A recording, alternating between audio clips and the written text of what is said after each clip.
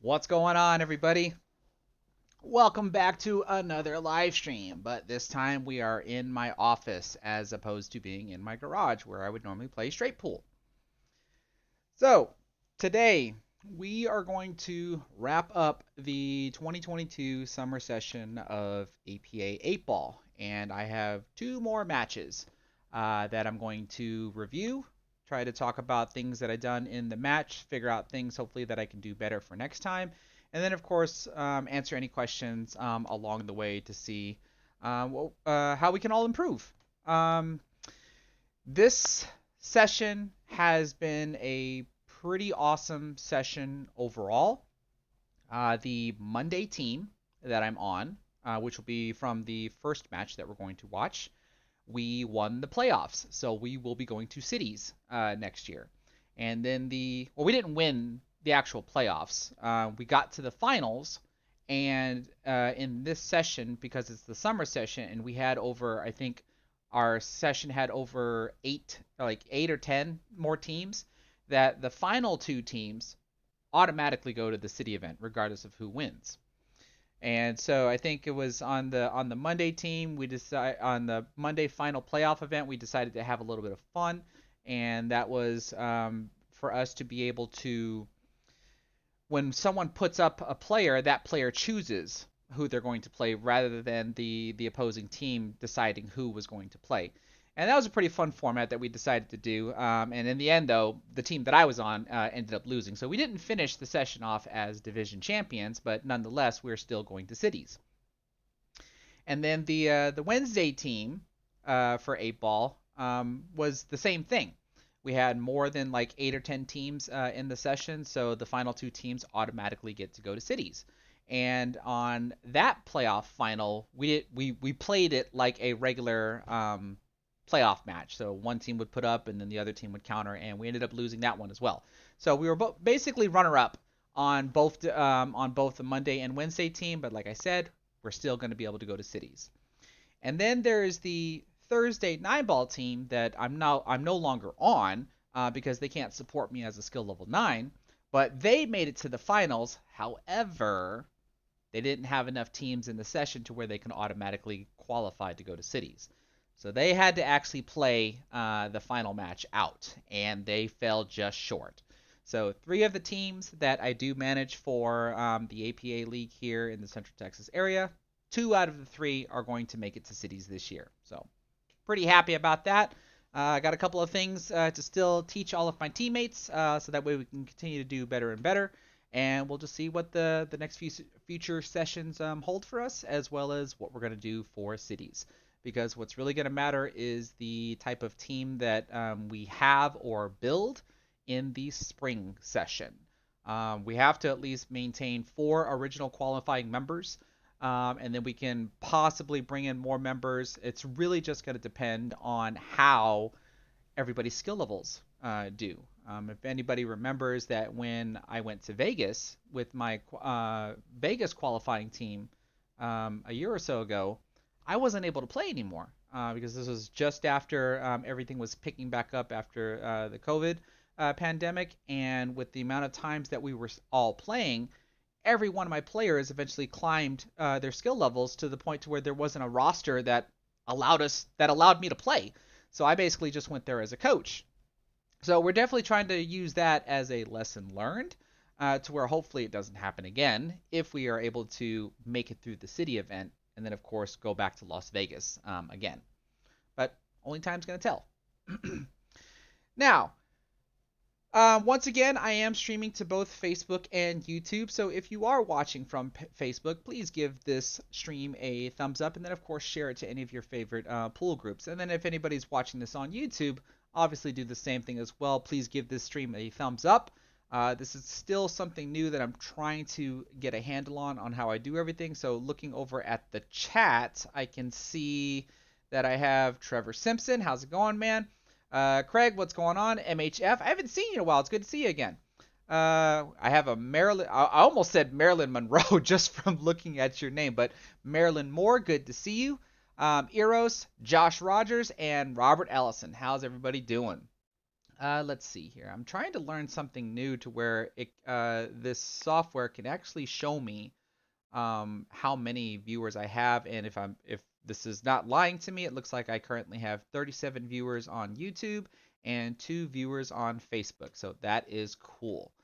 Let me see if I can move some things around to try to make this easier to look. That way I'm not like always staring over here to try to look more towards the camera. At least trying to do my best here with the way this works. Okay.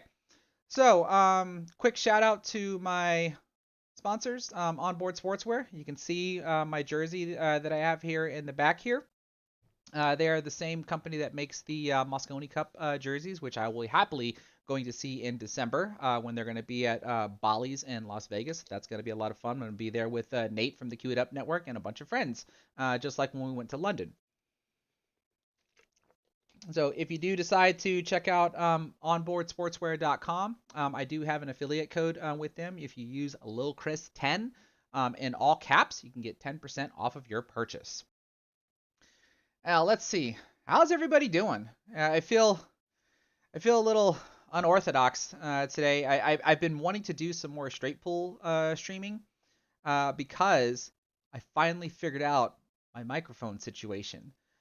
Meaning that when I'm at the table, I will sound echoey, but I will sound better. You will actually be able to hear me when I'm at the table. It's just that it'll be echoey because I'm not as close to the microphones as I can be, like when I'm sitting at the desk or when I'm standing in front of the main camera. The table microphones are actually picking me up better. I actually figured out how to get it to all work, so I was actually able to raise the microphones up, so that way I can zoom the camera out a little bit more so you can see more of the garage, more of the setup.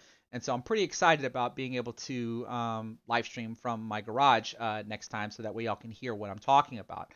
I'm definitely going to have to see what I can do about the echo. I'm pretty sure I just have to install more soundproof panels to try to at least reduce the echo as best as possible. Though I still don't think that when I'm at the table, the audio is going to sound as good as this when I don't have a microphone right next to my mouth. But it should be a whole lot better, and I'm super excited about that. Okay, so I think with all that being said, let's go ahead and get started. Now, with this first match here that I'm about to switch to, there we go. This first matchup here, I'm up against a skill level 6. Let's see. Albert Charbonneau, you're saying, why not use a wireless system when I'm in my garage? I have wireless systems. I've used wireless systems in the past. The only difference is that I don't like every now and again when I used to watch my old live streams, you can actually hear what's referred to as P-pops, where the microphone can actually kind of give like a static pop sound every once in a while, specifically because of the system being wireless. It doesn't happen all the time, but also because I have to wear gear. Like, I don't mind wearing this when I'm in my office. That's no big deal. But I have to wear a microphone on me, whether it's a lavalier microphone or the wireless headset that I have when I'm in my garage, like when you watch instructional material. And those devices are limited to a 4 to 5 hour battery lifespan. So if I ever wanted to live stream longer than 4 or 5 hours, I can't. So that's why I started investing in the microphone systems that I have currently set up in my garage. And it's been a learning curve until I finally figured out how to finally get the microphones at the table to actually pick my vocals up better than what they used to be. Whereas the table sounds, the balls clanging, the tip of the cue hitting the cue ball, you hear all that stuff loud and clear. And so the whole idea was to eventually get to a point to where I can just go in my garage and just shoot. You know, hopefully, if I do figure out how to reduce the echo, then I can probably start making recorded content without having to wear any gear, and I can just talk regular, like kind of how I'm doing now. That's the reason for that. And if I never get it to my liking, I always still have the wireless microphones and stuff as a backup. Now, back to the match here. Like I said, in this matchup here, I'm playing up against a skill level 6. However, my opponent did request that I don't show them in this match. So when you're watching the match, there's going to be lots of times where you see the balls on the table are just going to shift around as every time I walk away from the table, and that is me basically skipping my opponent shooting and then me coming back to the table.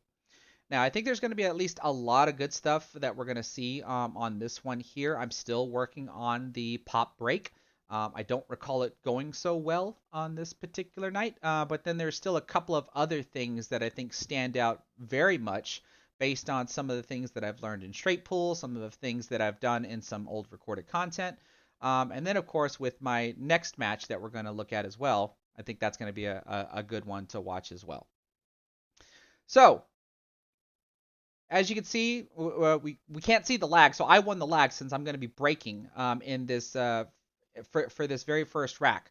So like I said, I'm trying to do a pop break on this one. So if you look at the cue, you can actually see how much of a gap there is because you can see the shadow line of my cue because I have an elevated cue as I'm trying to hit the cue ball just slightly above center with an elevated cue because what's supposed to happen is I'm literally going to cause the cue ball to kind of skip its way over to the rack since I'm elevated. Anybody that knows that if you hit the cue ball with a slight elevation, you're basically causing it to jump.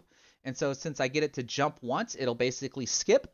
And what I want to happen is for the cue ball to hit the rack when it's off the table because that's what causes it to pop into the air.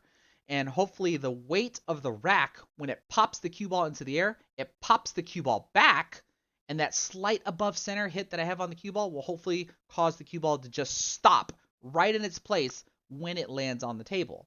And like I said, if memory serves correctly, it doesn't go quite as well on this particular night. You'll see times where the cue ball will just launch itself forward, which means I hit too far above center. And I think you'll see times where the cue ball goes off to one side or the other, which means I'm not hitting the head ball as square as I possibly can. Now, having said all that, though, let's check out this first break.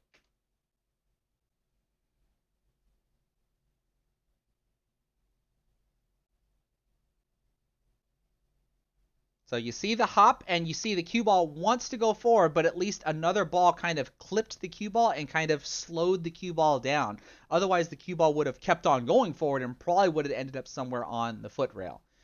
Now, I think I made a ball on the break, so I want to try to make sure that I keep up with my pool balls that I have on the score screen here. So I see the 1, 2, 3, 4. It looks like I might have made the 7 ball. So let me check all the stripes.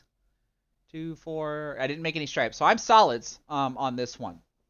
Now, anybody that's not familiar with the APA rule set, you have to play the set that you made unless you make one of each, at least one of each, because then the table will be open. And of course, if you break dry, the table is open. So when the table is open, you have a choice between shooting solids or stripes. But in this case here, since I only made the 7 ball, I must be solids.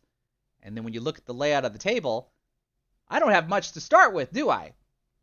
Because you can see here that it looks like I think this is the 12 ball, blocks my path to the 5 ball. I think that 12 ball also blocks my path to the 2 ball. Certainly I can't do anything with the 6 and the 3. The only thing I can see is this 1 ball, which is what you're going to see me try by shooting the 1 ball all the way down here into the corner pocket. That means my cue ball automatically goes this way. So I don't necessarily have to worry about the 8 ball falling because it looks like this ball here is going to guard it from falling into this pocket. But I'm certainly going to break the 6 and the 3 up. The question is going to be is, will I have a shot afterwards? That's always going to be the most important part is, do you have a shot afterwards? You can see I don't even like the setup that I have right now. But let's see what happens. Loping CSF, you're saying I made the 4 and looks like you're correct. Let me take the 4 out. So with the shot on the 1, I do believe I just hit this with a little bit of topspin because I don't really want to try to release the cue ball anywhere on the table. I just want to push it into the 8, which should billiard off of the 8 into the 6. The 6 goes into the 3, and the 6 and the 3 kind of open up. It looks like I didn't hit the 3. Now you can see, had I made it, I would have at least had a shot on the 5, but I failed to do so. Now at this point, you can see this is what my opponent did, because look what I'm coming back to the table. All right, so I think that's at least 1 inning. And it looks like my opponent made what? I see the 10 ball is gone. No, the 10 ball is next to the 8 ball, it looks like. So let me put that back. But I don't see the 11 ball. There's the 13. Looks like or maybe that's the 14. I can't tell.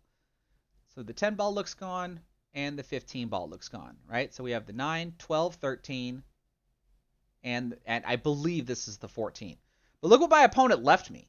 Not a whole lot to work with. Not a whole lot to work with. But if anybody was paying attention to the thumbnail, and if anybody has seen not my last break and run of 10 ball where I almost made 6 balls on the break, but my last pool lesson video where I showed the easiest one rail kicking system that I've ever learned from Tony Robles when he was here. Because that's what you're about to see me do here. Because I want to attempt to kick this 3 ball into the side pocket here. Now, when it comes to if I were to run the table, if we look and see, there's nothing I can do with the 8 ball. So at this point, I've already decided that I need to figure out how to use this 6 ball to play a carom off of the 14 to move the 14 out of the way and hopefully open this pocket up for the 8 ball. That's what I'm at least thinking further down the line, if I can at least, one, not give my opponent ball in hand. Now, when it comes to this kicking system, the first thing I establish is where is the ghost ball for the 3 ball if I want to just shoot it in. Now, because the camera angle that I'm recording this is lopsided, this isn't going to be drawn to scale. But if you want to at least go check out the one rail kicking system video that I did, you can certainly find it on my YouTube channel. And then I'll probably link it somewhere up above here if someone were to watch the video, watch this live stream after the fact. So what I have here is from where the ghost ball is of where I want the cue ball to end up. After I kick off the first rail, I draw a line straight to the rail, which is pretty much what you see me doing with my cue. Now, the next thing you're going to see me do, though, is from the center of the ghost ball and where the cue ball starts, you're going to see me pivot the butt of my cue to the midpoint between those two. So that's why you see that I have a line that looks like this. Let me try to clean this up a little bit better and try to make these a little bit more accurate. And so really we're going to look at the shadow, right? Because we'll judge by the shadow line here. So this is pretty much the midpoint between where I want the cue ball to end up and where the cue ball starts. And then what you see me do after that is you're going to see me parallel shift my cue over this way until this line that I have here overlaps the cue ball. And then when you see the tip of my cue, you'll also see the tip of my cue slide over, and you'll see it end up at a different part of the rail. That's hopefully going to allow me to see where I need to kick the cue ball with a rolling cue ball, no side spin at all, with the correct amount of speed. At the very least, if I do everything correctly, I should at least hit the 3 ball. At the very least, hit the 3 ball. How accurately? That's still going to depend on aiming, how hard I hit the ball to make sure that I don't shorten the outbound angle from the kick if I hit it too hard. As long as I don't accidentally put any side spin on the cue ball to where it spins wide or it spins short. It all really just depends. But like I said, at the very least, it should be pretty darn close. So right here, you see me shift my cue over to where now I have another line, which should be basically a parallel line because it's the parallel shift. I just have to make sure that I don't move the tip of my cue more than the butt of the cue, or move the butt of the cue more than the tip of the cue, because then it's not a parallel shift or a parallel slide, whichever terminology you'd like to do. So you can see now pretty much where I drew, this is where I want to kick, somewhere right around here with a rolling cue ball. If I do all that successfully and choose the correct speed, like I said, at the very least, I'm going to hit the 3 ball, at the very least. But when I do everything correctly, I also make the 3 ball. Right? That's how accurate that system is. Now, where does the cue ball end up after that? Well, I mean, at the very least, I know that since I was kicking the 3 ball this way, my cue ball is going to go this way. So what can I possibly end up with if I land somewhere over here? Right? So when you look at the layout of the table now, I can shoot the 6. The 6 is a possibility. But the problem is, like I said before, I need to use this 6 to billiard or to play a carom off of the 14 ball to go into the corner pocket. That way, hopefully, the 8 ball will be opened up and I will have a pocket for the 8-ball. So at this point, I don't really have a shot. I can't shoot the 1-ball, obviously past the 12 and the 5 into this corner pocket. I obviously can't shoot the 5-ball, nor do I even want to risk shooting the 1-ball down here, nor do I want to risk banking the 2-ball anywhere. So what you're going to see me try to do is play a safety. And the safety was supposed to, I've already spoiled it, right? Was supposed to be this. I come down here and hit the 2-ball, bank the 2-ball like somewhere over here, and then try to tuck the cue ball right here behind my 5-ball. That way, if I get ball in hand, I can immediately try to deal with this problem here and open up this pocket for the 8-ball. But since you heard me say was, that means I'm not going to execute this successfully, which I think I was trying to use a little bit of top right spin on the cue ball.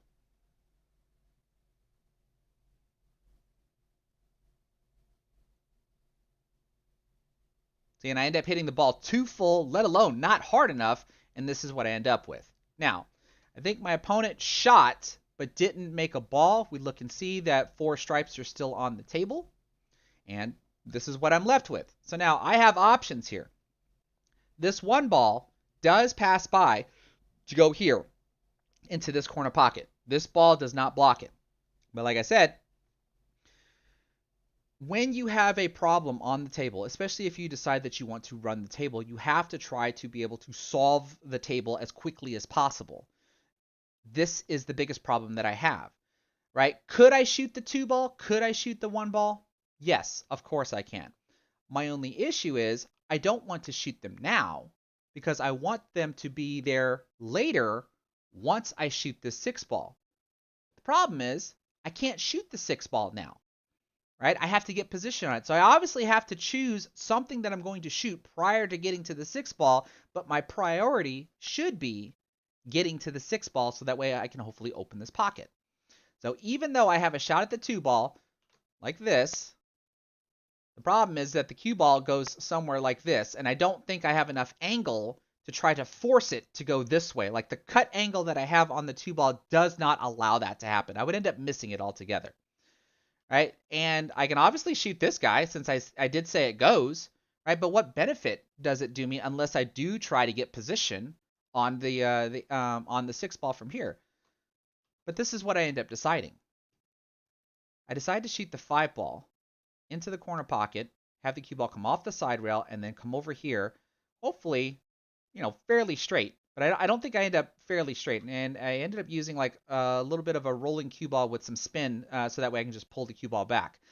That way, when I shoot the 6 and I attempt to counter him it off of the 14 ball, the 2-ball ends up being my backup shot. Like no matter what, right? And look, if everything goes correctly, I would have position on the 2. I use the 2 to get on the 1, and then the 1 to get on the 8. This is what I've decided to do before I even come to the table and actually shoot. So you're going to see me come around, and the first thing I do is look around. It's very hard to see me. I'm like right here. Because all I'm doing right now is picking apart my pattern, figuring out how I'm going to put it all together. So MHF, you're saying 15268. So the problem with that is, what if the pocket doesn't open up? Right? That's the only issue about leaving something so critical last, unless you're telling me you're going to try to play position on the 8 to go here. A very small window. That's about the only concern that I would have with that. So as you can see, I shot the 5 in just like I said, but I didn't land flat. I have this cut angle, but it doesn't matter because look, I'm still going to look at it. I'm still going to end up trying to do what I want to do here, which is to play the carom of the 6 off of the 14 and then hopefully open up the pocket. So you can see looks like I've got probably some bottom right spin as I try to get position on the 2-ball. Just like that, and the pocket is open. All right, so it doesn't matter if I would have gotten position for this corner pocket or this corner pocket, because now all I do is just roll the cue ball. So that way I have position on the 1, because do remember the 1 does pass by this stripe here. So there goes the 2. 1 will go here into the corner pocket here. I can have the cue ball come over to the side rail and get position on the 8-ball for the opposite corner pocket. I do believe I just play this also with a rolling ball as well. I can't remember if I clipped the 13. I think I did. Yeah, just a slight clip of the 13 and then a nice straight shot on, or straighter shot on the 8-ball for the corner pocket. And I think all I do is hit this with just some stun left. Oh, nope, look at that. Looks like a rolling cue ball left spin. And I'm able to take the first rack down. So you can see instantly we just switch. Right? There's no time to catch up here. We just switch to the next rack. So same thing. Let's see how I can try to pop this cue ball.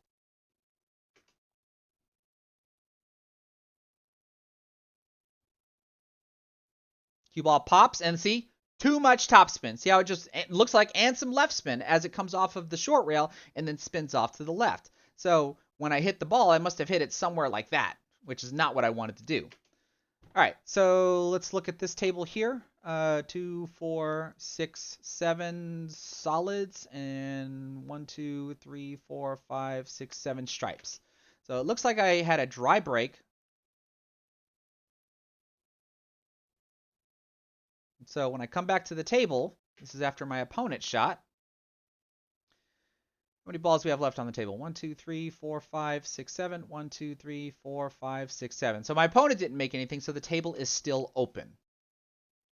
Now, this is something I always like to do. What do y'all see here? Like, what would y'all attempt to do? Do y'all like solids or do y'all like stripes? Because everything looks fairly good. Like, I don't really see too many issues for either set, really. I think everything looks okay. But personally, I like solids. The main reason why I like solids is because of this little area right here. If I'm stripes, it's not like it's a big deal. If I'm stripes, one of these would probably be the key ball that I would end up using, and I would have to make sure to transition from one of these stripes over this way, so that way I can play the 8-ball into this corner pocket. And that I can't remember or tell if the 14 ball here is accessible, because that would obviously be the ball that you want to start with, because then these 3 balls would more than likely go into this corner pocket, and then you got this, and then these 2 right over here. But when we look at the way solids is developed, you can see that no matter what, the 7 automatically plays me to the 8-ball, which means most likely the 6 will play me to the will end up playing me to the 7-ball. One small problem is this guy right here. That is just one small problem. And then the more that I look at this, I think there was maybe a problem right here. You just have to use the 13 ball to solve it. Let's see. Marilyn Moore, you like stripes. I thought I saw someone. Trevor likes solids for sure.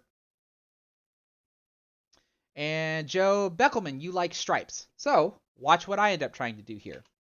Like I said, as far as I'm concerned, there's no right or wrong answer. It's just there's always at least a better answer, and that is not for me to suggest that what I'm about to do is the better option. I'm at least illustrating what I did do based on what I was able to assess from the table.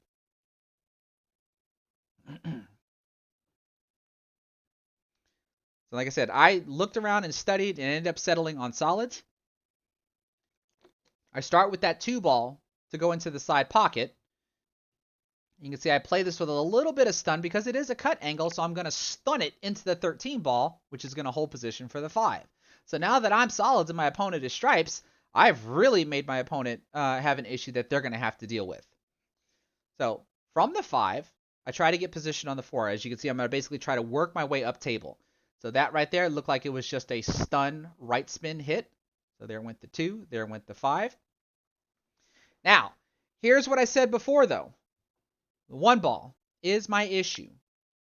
So the attempt that I tried to make here is to play the 4-ball into the corner pocket, and I want my cue ball to do this. Hit the rail, come over here, and then come over here, so that way I can shoot the 1-ball like this. So clearly, this is with bottom left spin, even though you can't see because I'm blocking the view of how I'm actually hitting the ball. So here comes the cue ball. I didn't hit it hard enough, but I also got a little lucky. End up on the shortest side of the 1-ball to where I can shoot the 1-ball into the side pocket. And the only thing I have to be careful about is to make sure that I just don't lose the cue ball. So a slight elevation, no side spin, kind of want to just stun the cue ball a little to the left and get position on the 3 ball. Because now, what do you think the rest of the out looks like? I come over here just to validate one more time that the 6 ball can go, and you can see where I placed my cue, where I want the 7 ball to be. So doesn't this kind of look like a straight pull run out where I'm trying to do very, very minimal cue ball movement, where the 7 ball is my key ball to the 8 ball. But you can see here, I'm disappointed because I don't want the cue ball to be on the rail, right? Because then I have to be very careful how I play this. I would rather be flat on that 6 ball, so that way I can just gently roll it forward. But since I'm on the rail here, watch what happens. Now I'm not flat on this ball. Remember, I pointed somewhere right here to be able to shoot the 7 ball.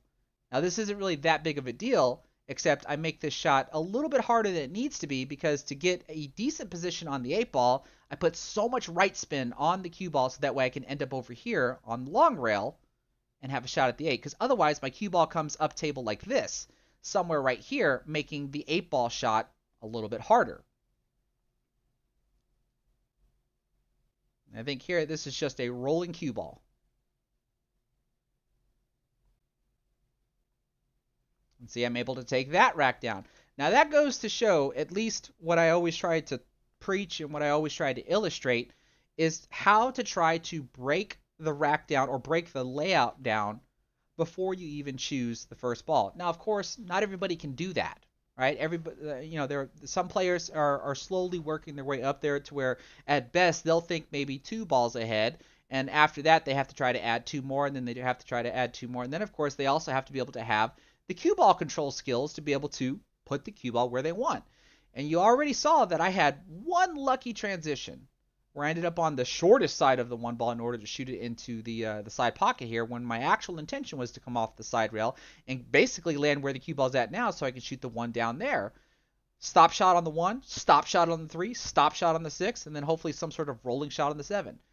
Very, very small movement, even though at the very beginning I had a little bit of movement, right? You're not always going to be able to get away with minimizing the movement of the cue ball, but you do want to try to minimize it as much as possible, because then that's just, as Tony would say, it's going to maximize your run out potential, which is what I was able to do with this rack here. So far I think we're only on 3 innings, so here's the next rack. Try again with the pop break, and let's see what happens here.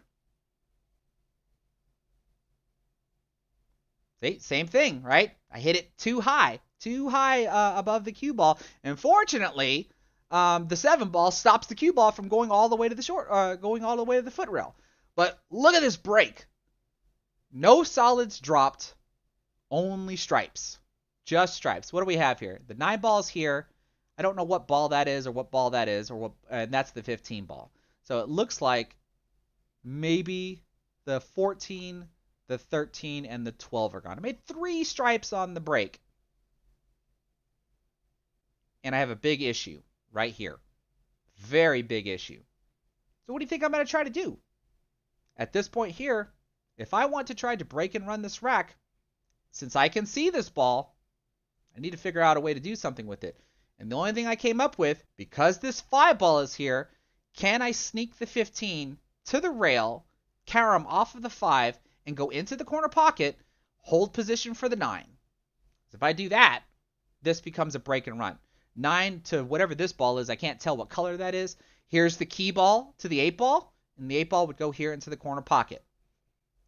Already figured out the entire run out right after the break. How many of y'all see something like that? Because remember, if you don't see something like this, this is what you certainly want to be practicing towards. Now, it's not something that's going to come overnight. You just might not be able to see the way you can move the cue ball, or the way you can control the cue ball, but it is something that you probably should be working towards. Let's see. Chris Schneider, you said you used my code to order some jerseys for my team. That is awesome. That is awesome. I'm looking forward to seeing it.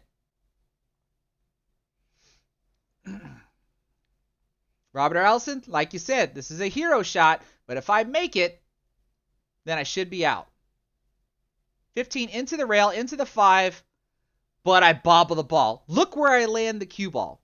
If the ball would have fell, if the 15 would have fell, then that's game over. Now look at this. Look what my opponent ends up doing afterwards. Let's see here. Looks like my 15 ball must have fell in at some point. Still can't tell what these 3 balls are. Well, that certainly does not look like the 11 ball, so let me at least take that one and we'll put that one back. I don't know what ball this is. And the 4 and the 5 and the 8 are the only ones left on the table, so that means these balls are gone. This is what I'm left with. All right? So what can I do here? Well, it should be pretty obvious that I'm probably going to try to shoot this ball. It's the closest ball to me.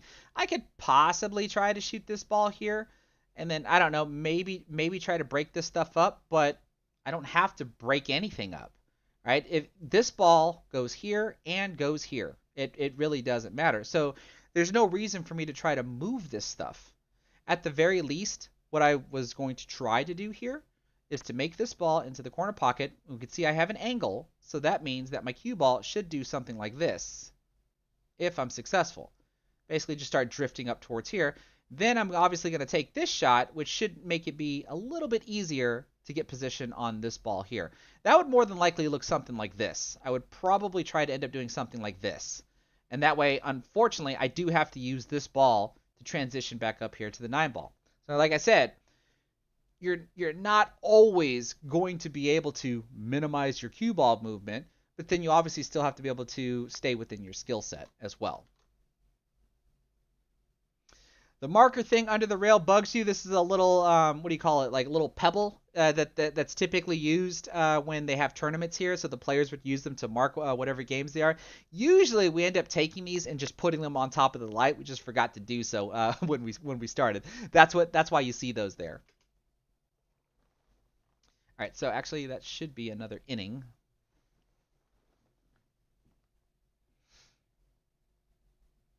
Now you can see I at least glanced. Yeah, see, look, I'm at least glancing at this ball, and I don't like the shot that I have from this position here. So that's why I choose this one, and I try to get better position on the other ball there. So this is with a little bit of top left spin. Actually, that's too much top. About that much top. But you see, I don't make the ball. Now, what ball is that? That is the 12 ball. So this must be the 10 ball. So this looks good. Now, we can see here with the position that I left my opponent, they didn't have much, and this is what the layout of the table comes back to. Now, I still don't have much to work with. The 4 ball is at least protected by this 10 ball here to go into this corner pocket. My only concern is going to be this 5 ball, right? So, what can I do? Well, the safest place on the table would more than likely be somewhere right around here, because that's probably at least going to force my opponent to bank the 5 ball, since they won't be able to do anything with the 4 ball. Since I'm so close to the 4 ball, could I possibly shoot the 9 ball and tuck the cue ball behind the 12? That might be a possibility. Do I want to attempt to bank the 9 ball, cross corner, and send the cue ball up this way to protect the cue ball as well? Maybe I block the pocket if I don't make it. Otherwise, I'll have a shot at the 12 ball. These are all different kinds of things that go through my head when I'm trying to figure out what it is that I want to do. But what I end up trying to do is play a two-way shot, where I want to play aggressive and defensive at the same time, with the possibility of still being able to run out. Can anybody maybe tell what that might be? Loping CSF, you got it. You got it. Bank the 12, cross side. Now I try to let the cue ball drift out a little bit, so that way hopefully they would have to bank the 5 in case I miss it. But if I make it, I have shot on the 9, shot on the 10, and then get position on the 8.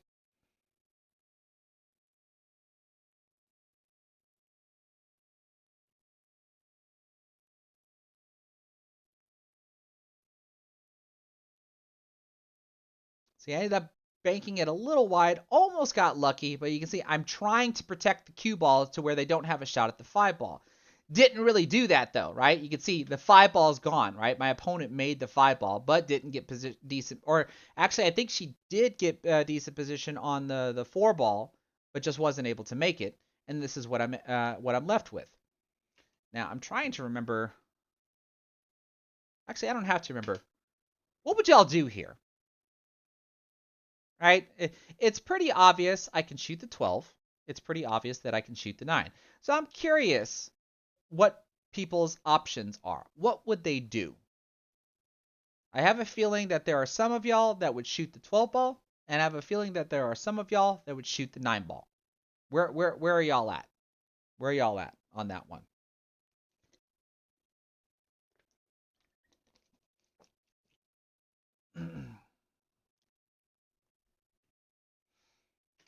Now, as chats are coming in, I'm going to go ahead and let this play out.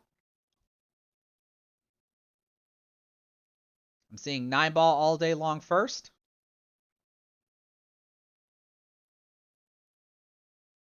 See, lots of 9s are coming in. Nobody wants to shoot the 12? Trevor wants to shoot the 12. Persistent Wolf Billiards wants to shoot the 12. But those that said the 9 are right. I mean, look at this, right? I get automatic position for the 10 ball. I can just cut the 10 ball in. I'm going to get automatic position for the 12, and then I use the 12 to get automatic position for the 8 ball. A little bit of left spin here just to make sure that I end up getting above the 12. But you can see I tap the table because I get too far above the 12 ball to where I have to draw the ball. When in reality, I just want to shoot the ball in, hit the side rail, come over here for position on the 8 to go in this corner pocket. But because of just slight cue ball control issues, this is what I end up doing.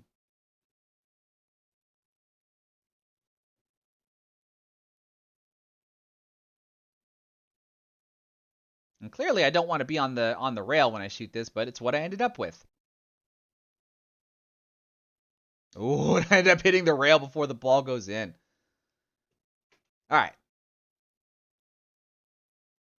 So that puts me at 3. Let's see this break.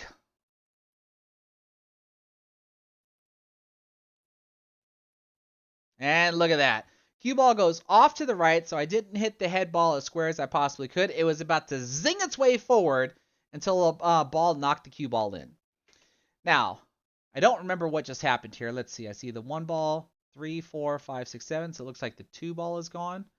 And 9. I don't know if this is the 10. 11. It looks like the 12 and the 13 might be gone, depending upon what this ball is at. So, does that mean I'm solids? I don't remember. Let's have a look.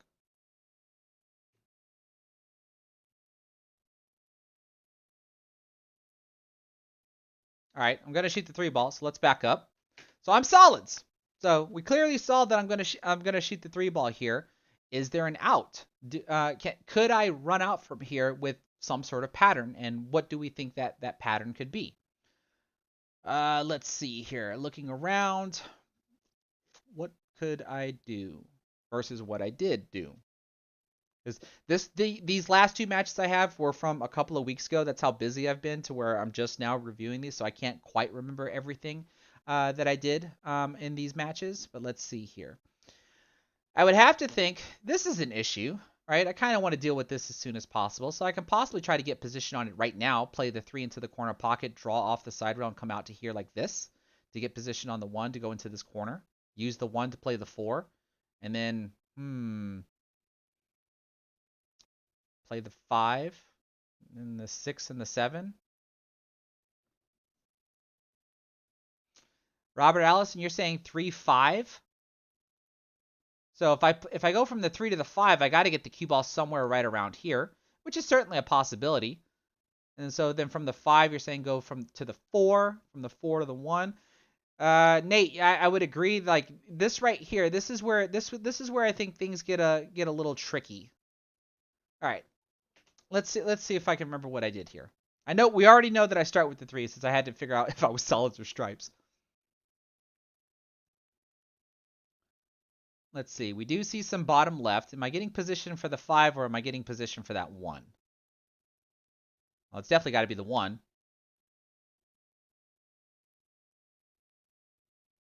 I just glanced at the 6, so I'm guessing the 6 goes here. That looks like a rolling cue ball. Is that going to give me position for the 5 or the 4?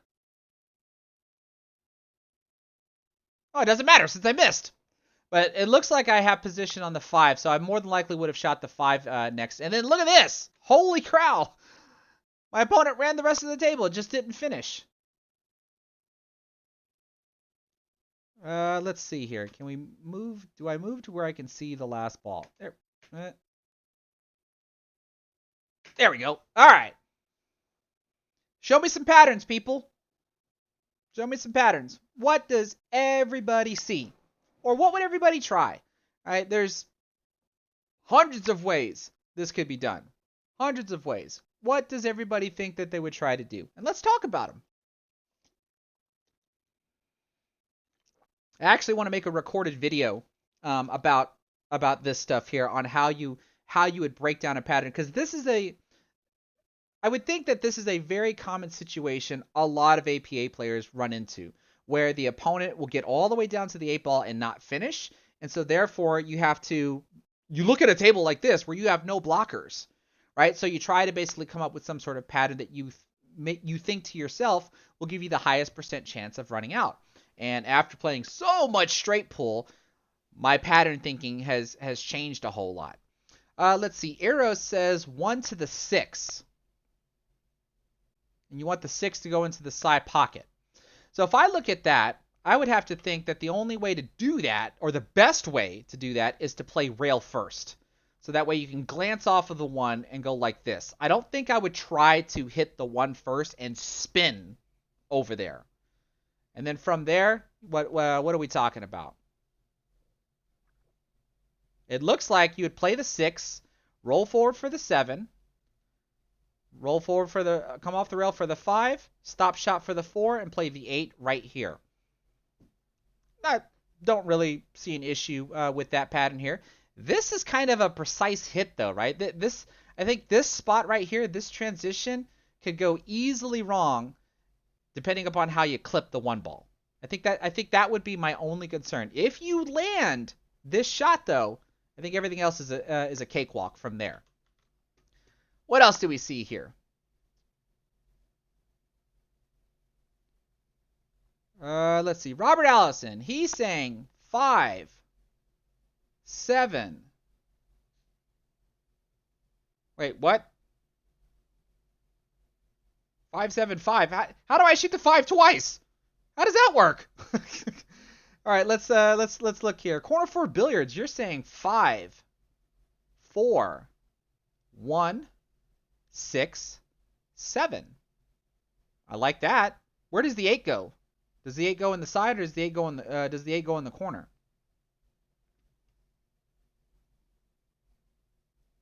Five, and then Kyle Kerr says 5, 6, 4, 7. You want to use the 1 ball to get there. So one thing that you have to consider, like I said, this is just more of the straight pull mentality thinking, is for me to use the 1 ball last means I have to move the cue ball in order to get position on the 8. Now granted, since all the balls are gone, transitioning to the 8 ball from the 1 ball should not be too difficult, because there are going to be 6 pockets that I can choose from. But then ideally, you would want your last shot to be relatively close to the 8 ball, so that way there should hardly be any movement from the 8 ball, which gives you the higher % chance of being successful. Let's see. Jassim Almir, I hope I said that correctly. You're saying 1, 7, 6, 5, 4. So 1 to the 7. Ooh, where do you play the 6 though? Because it sounds like you'd have to do something like this. You play the 1, come off the rail, and you definitely don't want to be around here. You want to be somewhere right around here, I think. Maybe. I guess you can possibly be somewhere over here, because you have to land either here or here to play the 6 in either of the corner. And transitioning to any of these 2 spots, I think would be a little difficult, because one, if you do land here, transitioning here would draw, though possible, runs risk. It's easily riskable. I like all these options though. I'm just giving you my concerns of what I see with them. Persistent Wolf Billiards likes the 1, 7, 5. And then this is the 2 ball, or this is the 4 ball. So you're saying 562 or 5648. I like that. You're saying 541, Nate. These all look good. I like the way these all look. Let's find out what I actually did. So we can see 5 ball. Most likely a stop shot. Gives me automatic position for the 6, 1, and the 4. All right, so what do I do from here?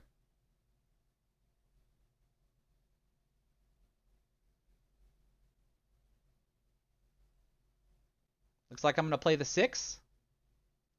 Probably just a rolling cue ball.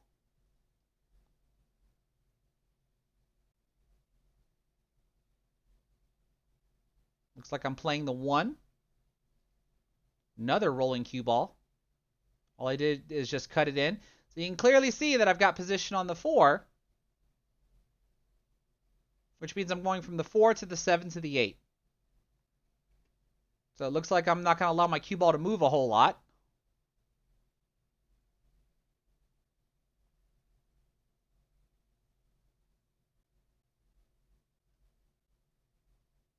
So I ended up doing, what was it? 5, 6, 1, 4, 7, 8.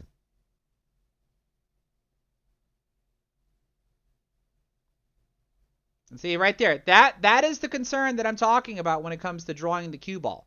Right? I could have easily overhit that and would not have an easier shot on here. So like I said, I'm not suggesting that the pattern that I did here was the best pattern.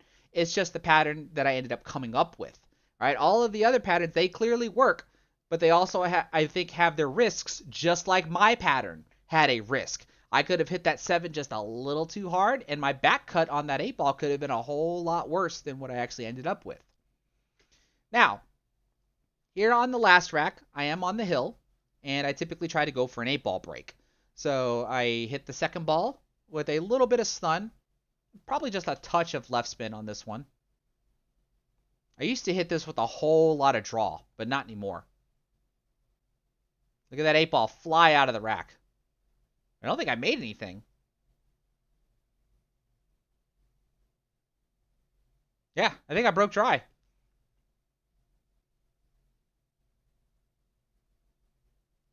Alright, so let's look at the table. My opponent has shot, and it looks like they chose solids. I see the 1, 6, and the 7.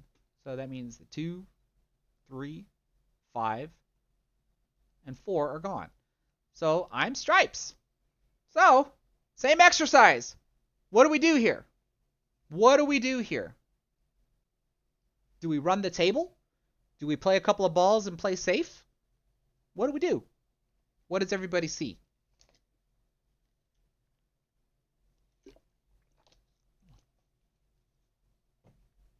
Give me some options, people. And if you're new to if you're just now joining the stream and you haven't done so already, please give this stream a thumbs up, whether you're on Facebook or whether you're on YouTube. And if you're at least on Facebook, though, please share the stream to any of your favorite pool groups. Greg So Lucky wants to run the table. How would you run the table? I want to see some patterns. Let's break down some patterns if we're going to run the table.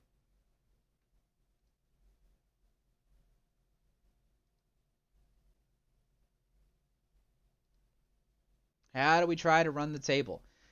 Let's see. Can I see the edge of the 13? Robert Allison is asking.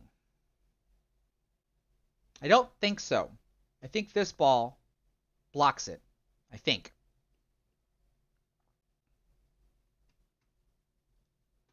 What do you have for me, folks?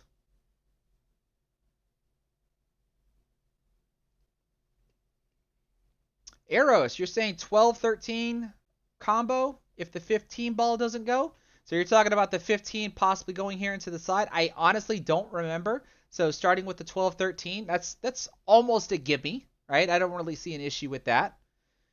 Thomas Tubo, I'm not sure. I honestly don't remember if the 15 goes into the side. Let's go. Let's see what we got here.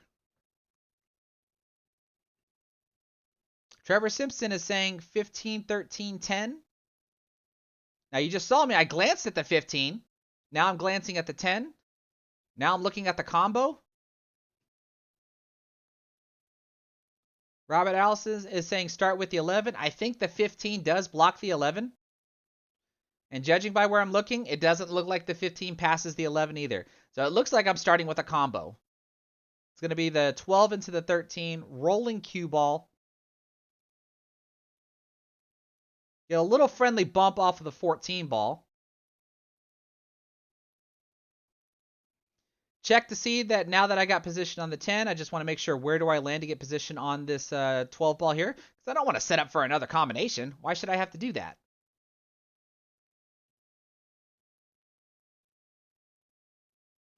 All right, so now with this 10 ball here, I can play this with some top left. And see the cue ball comes off of the rail, gives me position on this 14 ball. As I finish this half of the table, you can see this is where I actually want it. But I'm going to finish this half of the table and then minimize my cue ball movement when I get down here and play the 8 into the corner. And so it's right there. Did y'all see that? When I come down towards this end of the table here and start looking around, see right there when I just waved my stick around, I've already determined where I want all the where I want the rest of the table to go, where I'm going to put the rest of the balls on. So I think here this is just a rolling cue ball. No work done. Y'all see the out. It should be pretty obvious from here.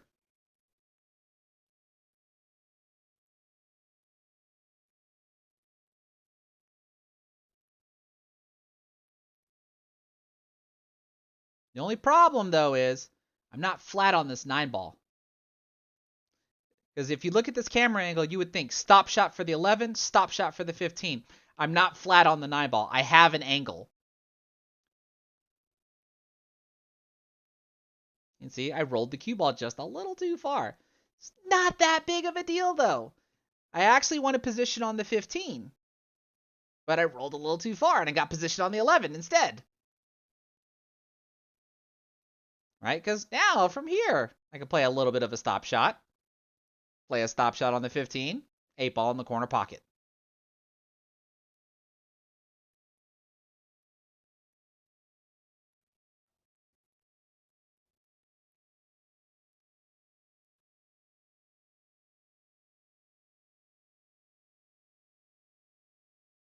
And there we go. Nothing, kind of nothing but stop shots there towards the end. But hopefully everybody can at least see what I'm talking about. Anytime I put bottom spin on that cue ball, bottom spin is one of the hardest things to really control on the table. And it doesn't matter how thick or thin of a shot that you might have. It's still difficult to control versus just being able to try to roll the cue ball. So when I saw some of the patterns that people were suggesting, it's not like there's anything wrong with those patterns, but hopefully you understand the risks I think some of those patterns have, just like how the risks my patterns also have. So this is where hopefully we can just put our heads together and hopefully start to see better patterns that are just easier to control. So I hope that makes sense. I hope that makes sense. But I was able to win this match 5-0, score 3 points for my team. Because in APA, if you do a shutout like I did, you score 3 points for your team, 0 points for the opponent.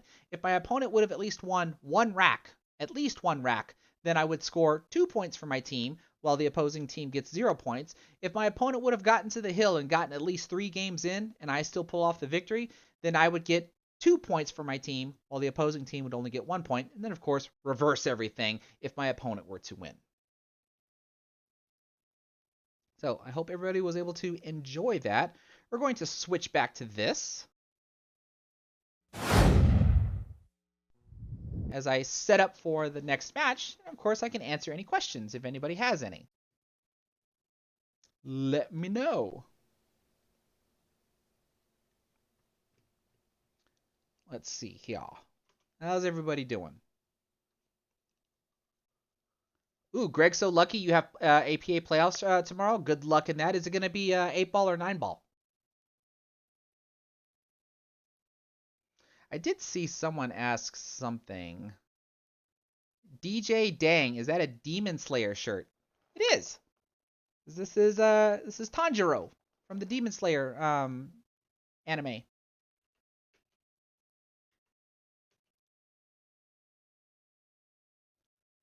All right, so we're just going to take just a small little break here as I set up for the next match. And of course, I'm welcome to answer any questions if anybody has any.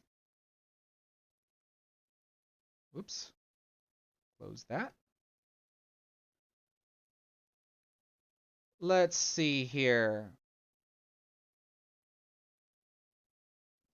I wish there was a way, like, because of the way I'm streaming right now, I would just wish there was a way for me to highlight messages as if, like I did the very first time I tried streaming from, excuse me, that I tried streaming from the Restream software, um, but I wasn't able to stream in 1920 by 1080. And so with the way that I'm streaming now, which is streaming into Restream, and Restream broadcasts my stuff out to my platforms, I'm not able to highlight messages like before. I hope that's something that they're going to fix. But Scott Tem, you're wanting to know what is my pre-match routine to get warmed up.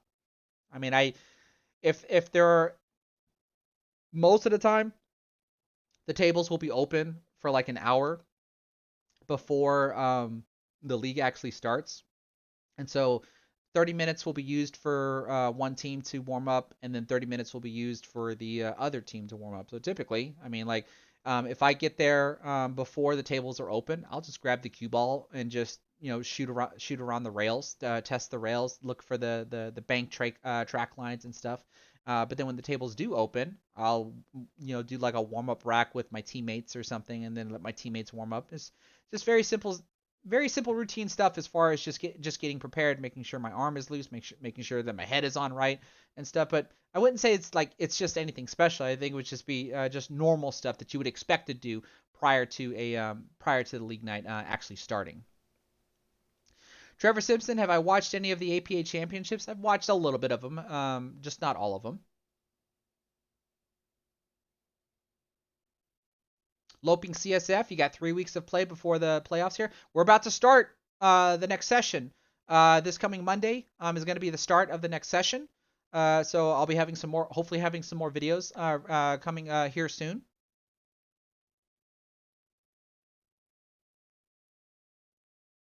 Persistent Wolf Billiards, you're about to join a DJ league. Never played it before. Any advice? What is a DJ league, or is that a typo?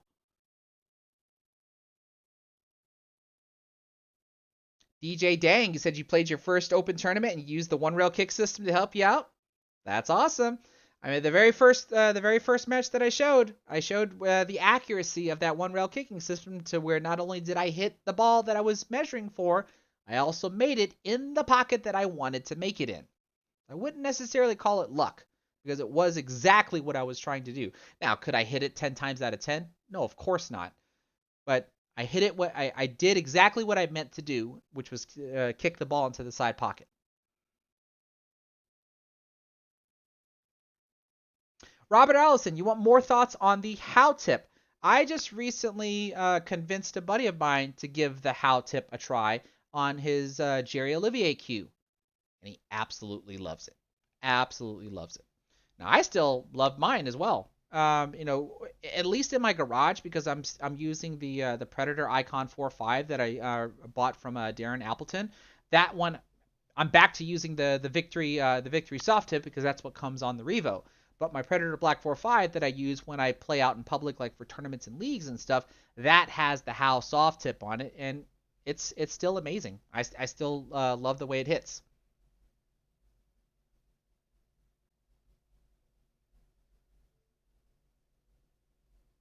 I love this question. This is a question I really do want to highlight. Jeff Peschel, I hope I said your name correctly. You're saying the best advice for a new level 2 APA player. I always love that question. Absolutely love that question. Look, the simplest thing is this. You're going to be going through your fundamentals. You clearly need to know how to hold the cue. You need to know how to bridge the cue. You need to know how to place your feet. You need to know how to strike the cue ball. Absolute fundamentals. And by striking the cue ball, I mean striking the cue ball in the center. You need to make sure that you're not going to be moving your elbow around from side to side, and do want to try to make sure that you're going to be able to hit the cue ball smack dab in the center. Once you nail down your fundamentals, and that's going to take some time, so don't expect it to happen overnight. You're definitely going to want to learn where does the cue ball go all by itself? If you're telling me that you're a skill level 2, you should not be attempting to control the cue ball. If somebody comes up and says, put top spin, put bottom spin, or, like, it would be my advice that you ignore all of that. Hit the cue ball slightly above center, so that way you always have a rolling cue ball. You don't want the cue ball to slide and then start rolling forward, because if you accidentally hit the cue ball off center, then you can possibly cause the cue ball to squirt off to one side or another, depending upon if you have any cue ball deflection, if you have any deflection with the shaft of the cue. So always just a little bit above center, so that way you always start with a rolling cue ball. And if you do hit slightly off center, at least with a rolling cue ball, the deflection won't be as bad, or the squirt of the cue ball won't be as bad. But as you're doing that, you want to be able to hit the cue ball as consistently as you possibly can on each and every shot, so that way you can learn where the cue ball will go all by itself. I will give a Dr. Dave reference to where when you have a rolling cue ball, and every time you are not hitting the object ball straight in the face, you're giving it some sort of cut angle, the cue ball is most likely going to end up going in a 30-degree direction opposite from where the object ball is going.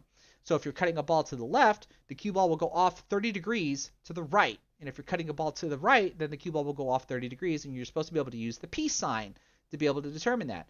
And what you do is one of your fingers is supposed to point in the line that the cue ball is going, and while the other finger is going to point in the direction that the cue ball will go after it makes contact with the object ball. So if I'm cutting a ball to the right, if I'm using this, I would use my middle finger as the cue ball line to the object ball, while my index finger will show me where the cue ball is going to go after it makes contact. And if I'm cutting a ball to the left, then I can either use my index finger for the cue ball line and use the middle finger for the line that the cue ball is going to travel after making contact, or I can just use my left hand and still use the middle finger and index finger. I think it's going to be very important that you know or learn where the cue ball goes all by itself, because that's going to help you determine whether or not if you're going to scratch. It's going to be one of the biggest things that you're going to want to know when you're shooting shooting certain shots. Are you going to scratch or not? Once you start getting to a point to where you are accurately making shots, you're accurately predicting where the cue ball is going to go, eventually you'll start to learn, because of how you're hitting the ball so consistently, you'll know that the cue ball is not going to roll far enough to get position on a ball. So that should instantly tell you, let's hit it a little bit harder to see if we can get the cue ball to travel a little bit farther and get better position. Sometimes you'll end up seeing that you'll know that your consistent hit goes a little too far. So you have to ask yourself, can you hit the cue ball softer, still make the object ball, and then get better position by not rolling too far? These are all basic things that I teach every one of my APA players, because once I see that they have a good grasp of that, then I start teaching them how to control the cue ball. And that's everybody that has played with me, that either starts as a skill level 3, eventually drops to a skill level 2 as they are learning, eventually grows to be a skill level 3, skill level 4, skill level 5, and I've got people that have gone all the way up to skill level 6s and above after I start teaching them all the different things, because once they start learning how to control the cue ball, then I start teaching them how to play with strategies, start teaching them how to play safes, etc., etc. So I hope that answers your question, but it's going to be a long journey, but I can guarantee you that you're going to enjoy it, so long as you try to stay within your skill set and just don't do anything wacky and crazy, unless of course you're just playing for fun. Right? When you're practicing playing for fun, you can try to do some wacky and crazy things, but clearly remember the things that you're doing, whether you're playing for fun or practicing seriously, because every little mistake that you make is supposed to help you learn something, and everything that you do correct should still help you learn something, because since you're in a learning phase, you're going to be guessing, like, if I do this, this is what I expect to happen, and you're either going to be right or wrong. And regardless of what the answer is, you should be able to learn something from it, one way or the other. And then as time goes by, you'll find that you're correct more and more on certain things, and then start learning how to control the cue ball. That's probably the best thing I can possibly say for that. Let's see, what else do we got here before I go to the next match? Eves, oh my goodness, dude, thank you so much for the 666 Canadian super chat. You believe this? I believe this needs more likes and shares. Couldn't agree more. If you're new to the live stream, please give the stream a thumbs up, whether you're on Facebook or YouTube. It does not matter. But if you're at least on Facebook, then share it to your favorite pool groups and help more people discover this stream here. I really would appreciate it.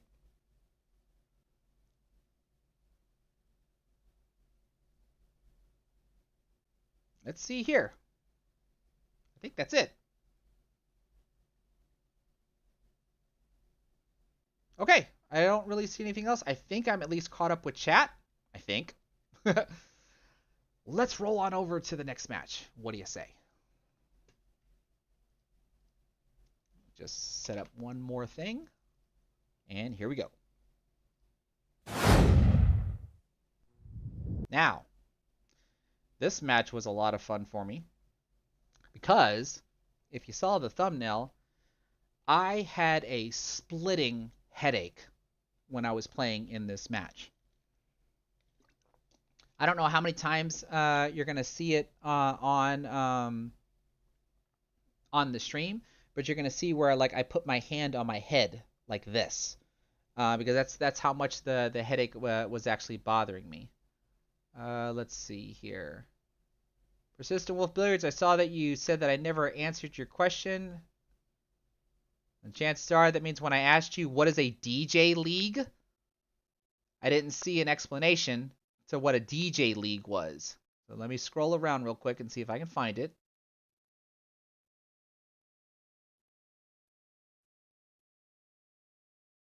And then we'll move on.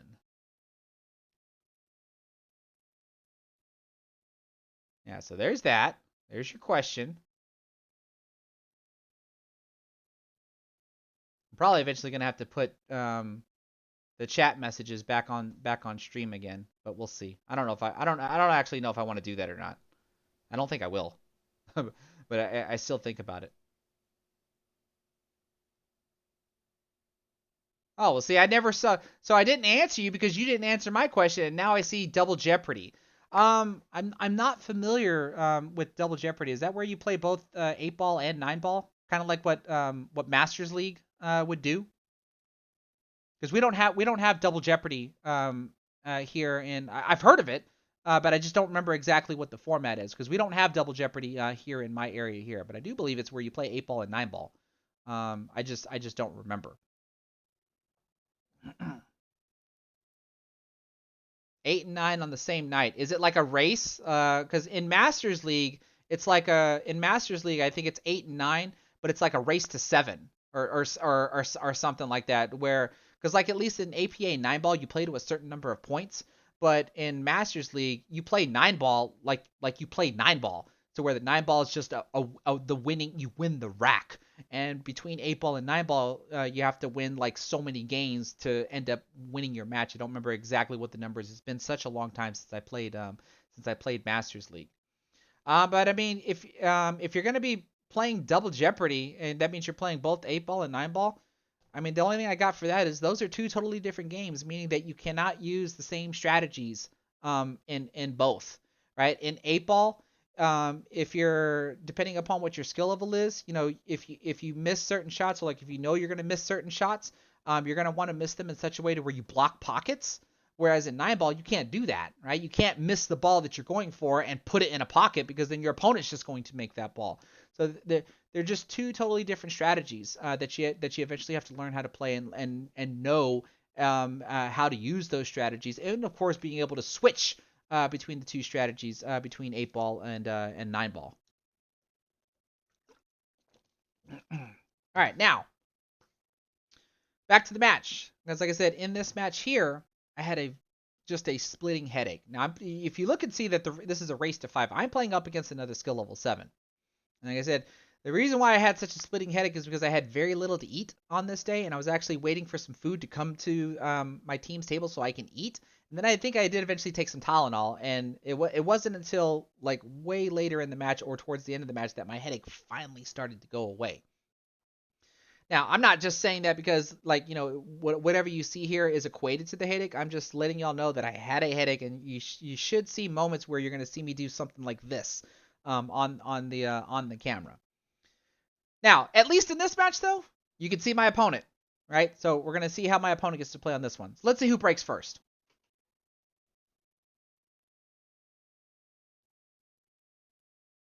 Doesn't look like it's going to be me. I lagged horribly. All right. So here I at least get to speed up.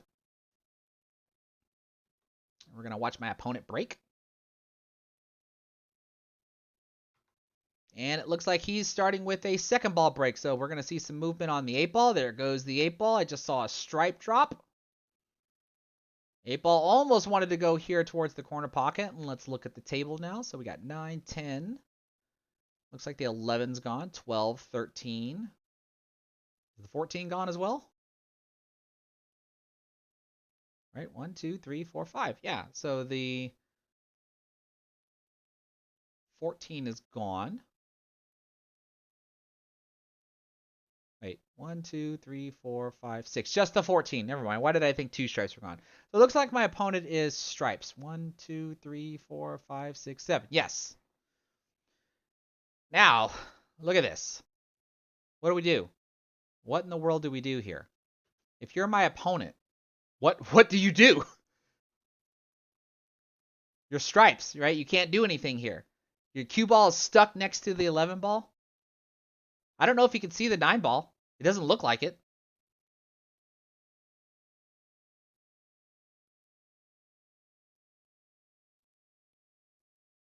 Never mind. He can see the 9 ball. So that's what you do. All right, so it looks like he's got position on the 11 ball. What in the world do we do here, though? Shoots the 11. Lots of cue ball movement. I don't know what he was trying to do there. Like, I don't know if he wanted to get position on this 10, but he's got position on this 13 ball. Like he's trying to draw the cue ball now. Nice little punch draw there for the 15. What in the world is he going to do when he gets down here?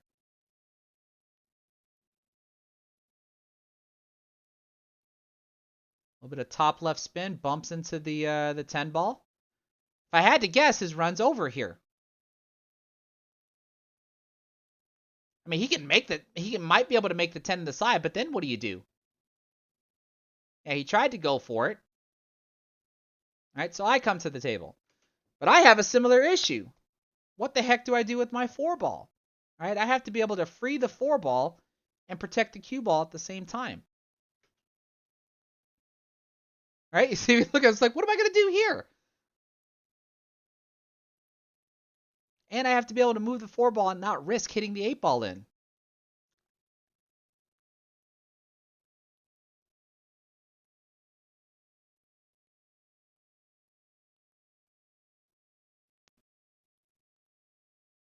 All right, so let's see here. It looks like I'm going to start with the 6 ball. I would almost want to think, if I'm able to, I'd want to get this 7 ball right around here. At some point, I would think. So that way I can shoot the 7 into the corner pocket and break the 4 and the 8 away without risking the ball going in. I obviously can't tell from here if the 7 ball even goes at this point, so I think setting it up would probably be a good plan, and I don't even remember if that was the plan that I did. The 6 ball here looks like I have a rolling cue ball. What ball am I playing position for? Is that going to be for the 3? Or the 1?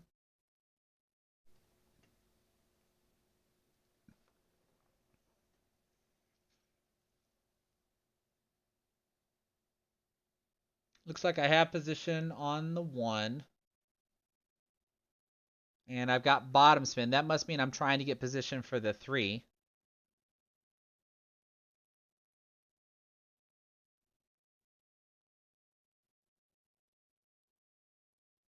That makes me wonder if I wanted the cue ball to land right here, like on the rail. That way I can back cut the 3 ball, come underneath here, and hit this from here. The 7 ball would be an insurance shot, and I might be able to play the 7 ball into the side pocket here, and then hopefully free the 4 ball without risking the 8. But as we can see, I didn't get that position. I'm flat on the 3 ball.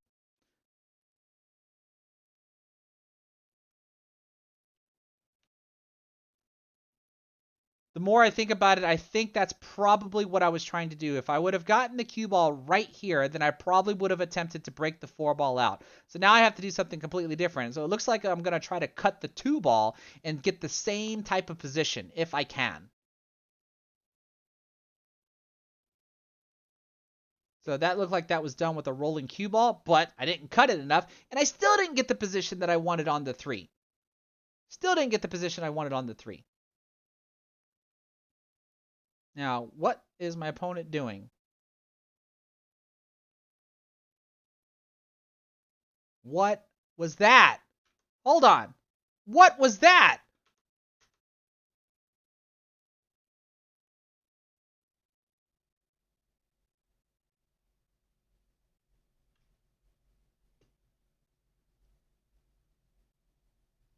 How does that 10 ball go in? Why is my voice so high?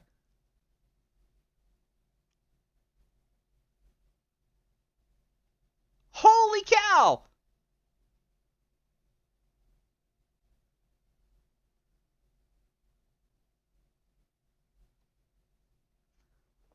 Well, I got nothing on that one. I got nothing on that one. Let's see.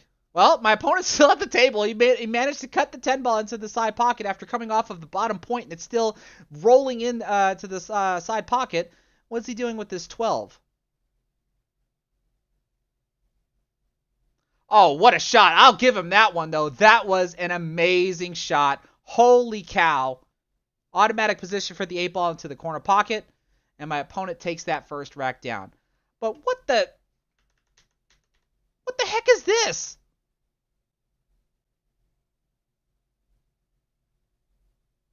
Has anybody seen anything similar? What you're seeing here? Look at that. The ball catches the point, rolls back to the other point, and then falls in.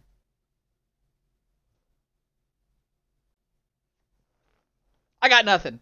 I got nothing. This bank shot, though, that was amazing.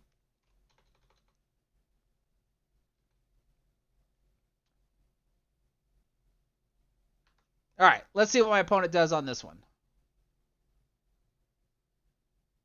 Okay, another good second ball break. I can see that the 12 ball just dropped. What else dropped? 1, 2, 3. Looks like the 4 ball is gone. We know the 12 ball is gone. 5, 6, 7. And then we got 9, 10, 11. I just marked the 12. So it's an open table. All right, so what do we do here? What do we do here with an open table?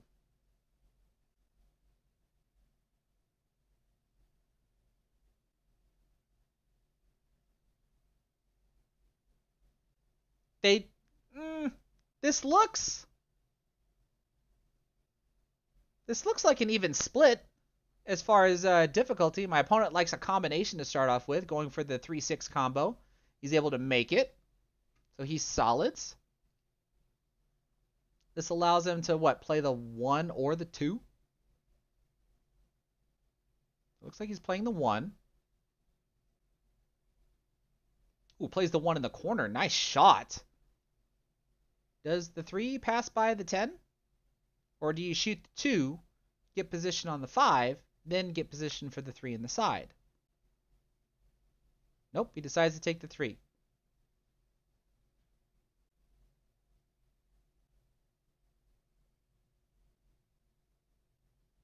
Okay, 10 ball was not blocking it. Good shot there. Has to bridge over my 9 ball for position on the 5 ball. Now, what do y'all think? Like, my opponent is shooting great, so I'm certainly not going to take that away from him. Like, this almost looks like a break and run. But what I'm not able to tell just based on the way my opponent is posturing around the table, unfortunately misses the 2 ball. What I'm not able to tell, and y'all will just have to tell me this yourself. What I'm not able to tell from my opponent is how much planning was done prior to even starting the run. To me, in my opinion, it looked like the run was being developed on the fly. Would y'all agree with that, or would y'all think that maybe there was a point in the rack where, there was a point in the run out where he had a plan, but then started developing the rest of the plan as the rack was going on. Because clearly, if he would have made that 2-ball, like, let's look back at this. Now you overcut the 2. So what I would have to think, if he would have hit the 2-ball flatter, the cue ball would have to go to the short rail. See, he overcuts it. If he hits the 2-ball flatter, then that means he must be wanting to make the cue ball do this and get position on the 7, possibly draw back to play the 8 over here, and I think that would be the rest of his run out. But then when we go back and look, starting all the way back over here, like, he started with the 3-6 combination, and I'm not suggesting that there's anything wrong with playing a 3-6 combination, but is this just the best route to do this versus how much planning was done before you even got started, and how much of that plan was actually, like, did he stick with it, or did he end up constantly changing the plan because getting slightly out of line, like when he had to bridge over the 9-ball? I'm pretty sure that wasn't intentional. So, like, that would probably be my only critique that I would give my opponent here on this one, is that fantastic shooting, but just spend just a little bit more time in trying to precisely plan out the run out to where you're not going to be moving the cue ball so much, right? Because you played this, and then from the 1, you played the 1 down over here. Should you have played the 1 in the side? Would that... Or should you have left the 1? And the real question is, should you have started with this 3-6 combination? That'd be the only thing I'm wondering. Now, since the 6 passes by the 10 with the 3-6 combination, I'm trying to think here, is this the best possible route? Move him away from the table. So, like, I think what I see here that I probably would have done different is this opening shot. I think I would still do the 3-6 combination. I think I would still do the 3-6 combination. But look what he does. He doesn't do anything with the cue ball. Now, did he have to cut it because we saw the cue ball went slightly to the left? The first thing I'm thinking about, if this is even possible, is to draw the cue ball back, maybe even bump the 8. I mean, who cares if you bump the 8? The 8 bumps into the 14, pushes the 14 out of the way, and the 8 ball sits right here. But I'm thinking the 2 ball probably should have been next. That's hitting this with draw to combo the 6 in is going to push the 3 out even more. So after you play the 2, you play the 5. Get position on the 3 or the 1. I think the 7 ball ends up being the key ball for play the 7 here in the side, and then still play the 8 over here in the corner. Like, I think that's probably the only thing I would have maybe tried to do a little different. That way, at least, I'm not having to bridge over the 9 ball like he ended up having to do when he shot the 1. Otherwise, if I'm committed to playing this and getting position on the 1, I just...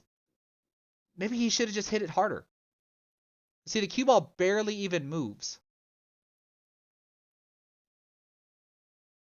Yeah, maybe he should have hit it harder. If the cue ball would have been right here, roll down here for the 7. Yeah, I mean, I don't know what do you do from here? Or not from the 7 to the 2. Do you play from the 7 to the 3, then the 2, then the 5? Or do you play 7, 3, 2, 5? Like, these are a couple of things that I see that could have been done a little bit differently if there was at least more planning done prior to just kicking off and starting to shoot. Now, having said all that, though,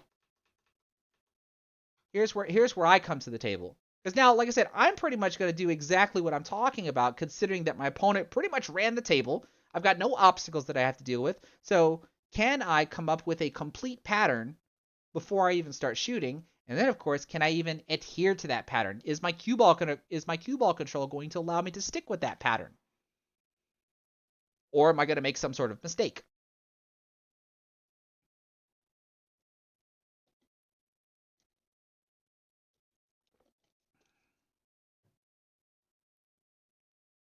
What do I start with? Looks like the 15 in the side. A little bit of hesitation.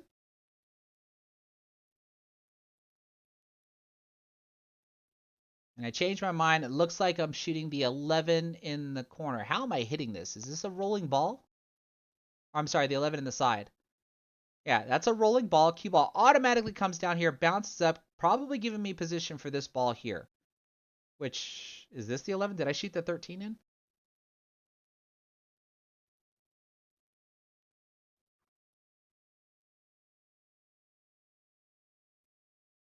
That looks like a rolling ball. I gotta have some side spin on this, no? Yeah, that's definitely a little bit of right spin. Little friendly bump on the 8 ball. That means I got position for the 15. Having to bridge over that ball probably means I automatically have some topspin. It makes me wonder if I'm going to come off the short rail and get position on the 9. Nope, never mind. That means I got position for this guy here.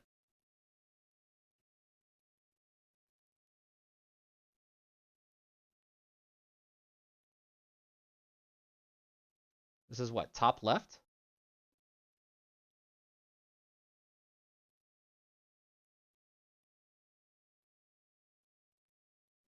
Another little friendly bump. That means 9 ball in the corner, 14 in the side, 8 most likely cross or in the opposite side here. Drawing off of the 9 ball. Oh, this is horrible. I didn't draw the ball at all.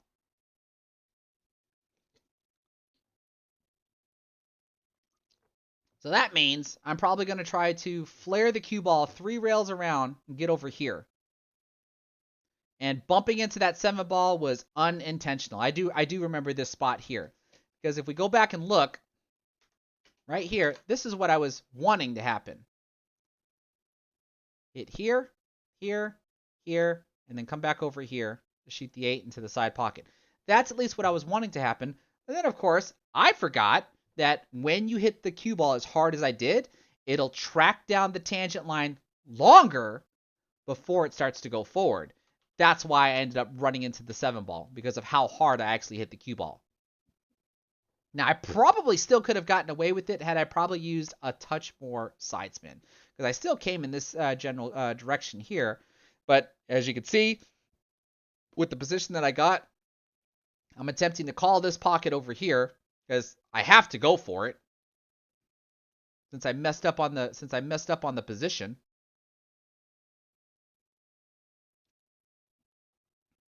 Bottom spin on the cue ball to try to draw the cue ball over to the side rail.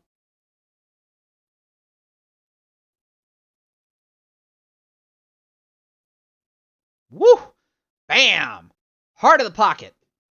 I was able to take that one down. All tied up, 1-1. Why not bank it? That's why. Or unless you're talking about, well, you're not talking about this ball.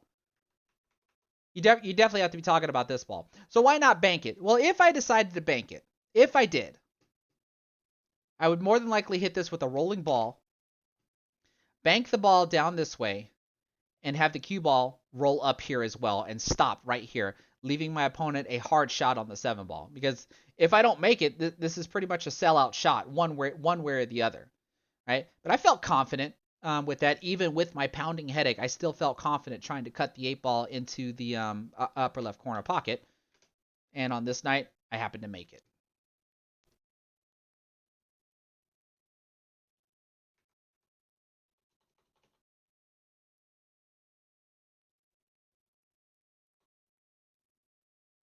All right, so let's see how pop breaking works for me on this night. This is Wednesday night, by the way. The last match was from Monday night, and this would be a Monday night match. This is a Wednesday night match. There's the pop break, but no topspin. The cue ball, or not enough topspin. The cue ball just dribbles its way back to the head rail. Now, what did I make on this break? There we go. All right, so 1, 2, 3. Looks like the 4 ball's gone. 5, 6, 7, 9, 10, 11, 12, 13, 14, 15. So I'm solid. And it looks pretty obvious what ball I'm going to start with. The only ball that I can actually see. 6 ball, bump into the stripes.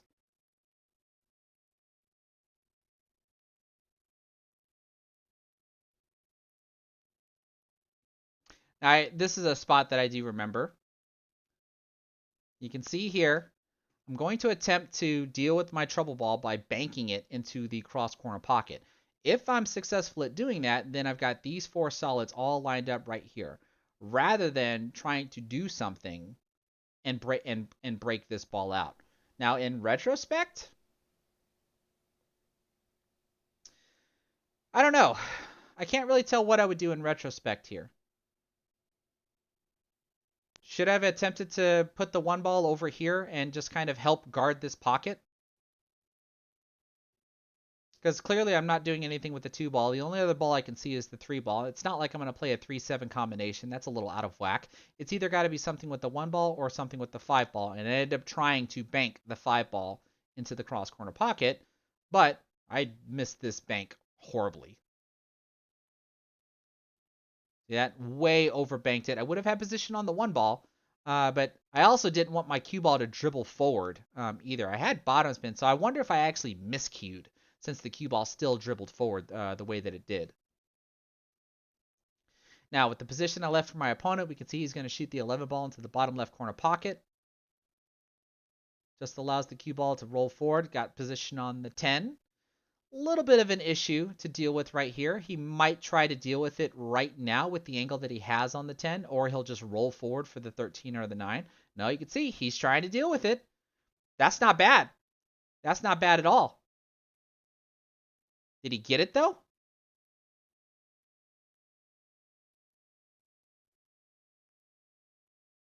I guess he did. Played the combination. All right, so let me try to catch up here. We got the 9 ball here. So it looks like the 10 ball is gone. The 11 ball is gone. And I think he just comboed the 12 in.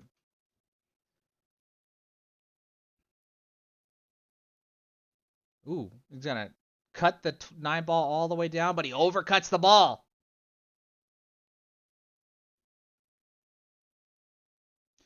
Who was it that said it earlier? It's let me see if I can scroll up. I thought I saw someone said earlier that this guy is like a dangerous 9 ball player. Whoever said that earlier, I think I'm probably going to have to agree with that based on the way he's trying to pick apart these patterns.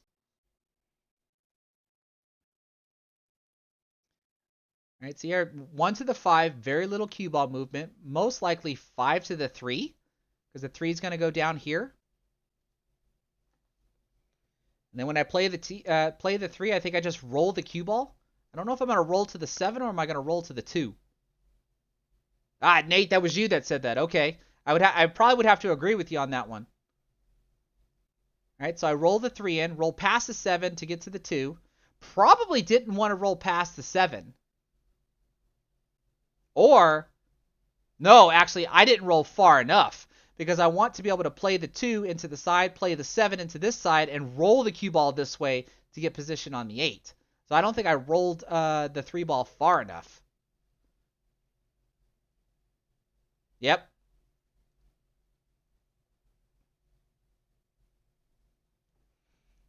So I messed up there.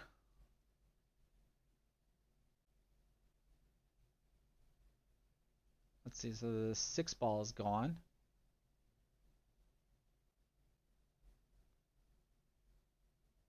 Yeah, so that one there I didn't roll forward far enough to get position on that ball there to go from that ball to the 7 ball to the 8. So now I think here this is another heroic shot, and I shouldn't have to shoot heroic shots if my cue ball control was actually where it was supposed to be. But the idea is to make the cue ball do this. So that way I can shoot the 8 over here. So that you can see I have some stun right on the cue ball. But I just end up missing the ball. Look at this though. Maybe a Chris Melling shot? some sort of multi-rail shot? Butch in all caps. How big are the pockets? These are pro cut pockets, so 4.5 corner pockets and 5-inch side pockets.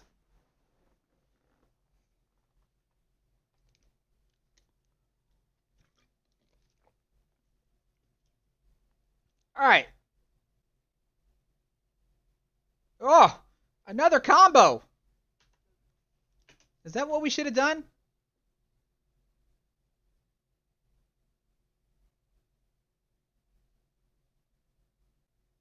I don't know. Is that what we should have done? Another combo?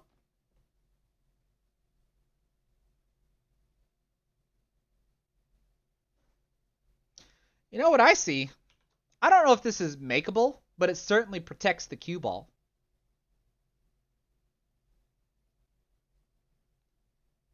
Just have your cue ball come over here. Right? The cue ball stays protected. I don't think you can hit this soft enough to get your cue ball to go one rail and then come over here like this. I more than likely would think that the cue ball would probably, if you wanted to make this 13 ball, I would think you'd have to hit it at such a pace to where you'd end up hitting two rails and you would bounce out here in the open. But I would probably think that this is I would just gently cut the 13 ball down this way. It would probably pass the side pocket, but I don't think it would go in, and I'd put the cue ball somewhere right around here. That way the 9 and the 8 ball are blocking me from my 7 ball. That's what I see here. Now my opponent says, screw it. I'm going for another combo. I haven't missed a combo yet. But he misses the combo. Now, fortunately, though, look what he does, though. Had he made the combo, I would be certain that he probably would have played safe from here, right? Because what do you do? I don't think you can bank the 9. It looks like his own ball blocks him, so he probably would have just clipped his ball and still left the cue ball somewhere right here to where I wouldn't be able to see my 7 ball. So, what do you think I do in this position? The same one rail kicking system that you saw me do in the last match. The only difference is that since I'm doing the length of the table, it's kind of hard to measure everything out since I can't stretch completely across the table. So you see me here, I'm kind of doing an approximation of what I want to do. So I at least have some sort of idea. And like I said, I should, as long as I don't have any side spin and I choose the right speed, I should hit the ball or make the ball. Right? But at the very least, I do hit the ball. At the very least. So, bit of a lucky lead that my opponent got after missing the combination. It looks like he takes the 15 ball down and gets position on the 14.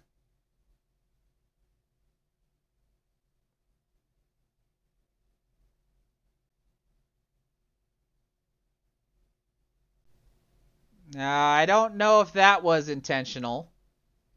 Like, do you plan on running into the 8 ball so that way you have position on the 9? It works. I just can't really tell if it was intentional or not.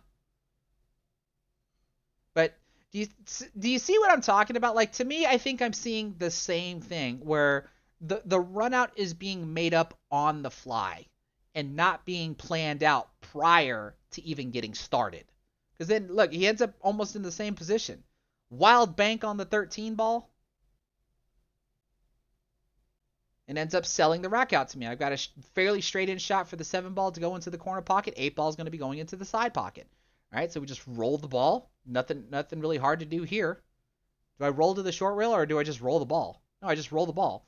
And the 8 ball here into the side pocket.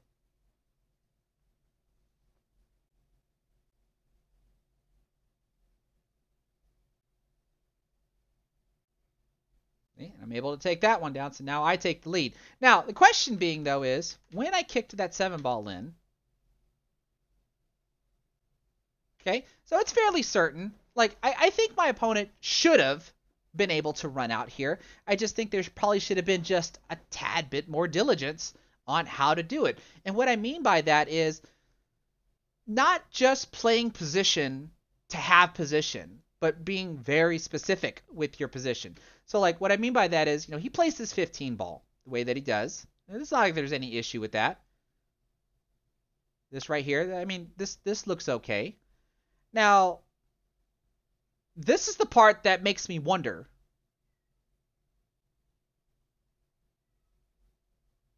What was he really trying to do here? Is he really trying to play position on the 9 ball by bumping into the 8 ball? Because I would tend to think, why not try to do something like this? Now, I don't know if this is possible with the angle, and if it's not, then I would make sure I would get a better angle that allows to do something like this, right? Because that way you have 2 shots to choose from. So if this shot is not possible, then you obviously have to correct this shot. And that's what I meant by being more precise on what you do. So should he have gotten positioned to where he would be somewhere right here, maybe bumping into my 7 ball, or should he have drawn off this ball into my 7 ball so that way he can park over here and then have a thicker hit on the 14 ball to play better position for either the 9 or the 13. Like that's what I'm seeing here. Because once we got here, like what do we do? Like what is probably the best way to do this once we got here? I would have to think, like you play this ball in, where does the cue ball go all by itself? It goes this way. So do you allow it to do this? Or did he hit my 7 ball? I don't remember what I thought he went one rail and then came down. All right, so if that's the case, he had to hit this with inside spin. Yeah, he's got inside spin on this. See that? So if I'm committed to the pattern that he did, I would certainly not have inside spin on this ball. You can see where the cue ball naturally wants to go. So I would end up allowing it to do that. And if you're fortunate enough, you'd end up with most likely something like this. You hit here, and you come deep down over here and get position for the 13 like that. That's probably what I would end up doing here, and that's without inside spin that you had over here.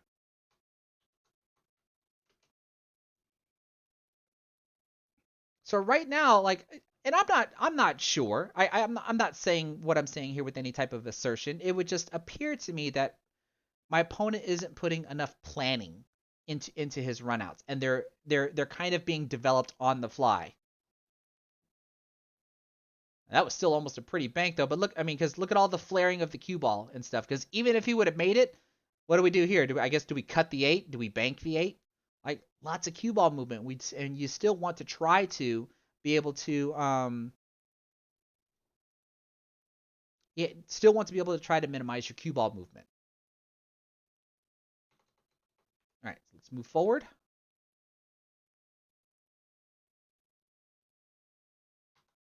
Here we go.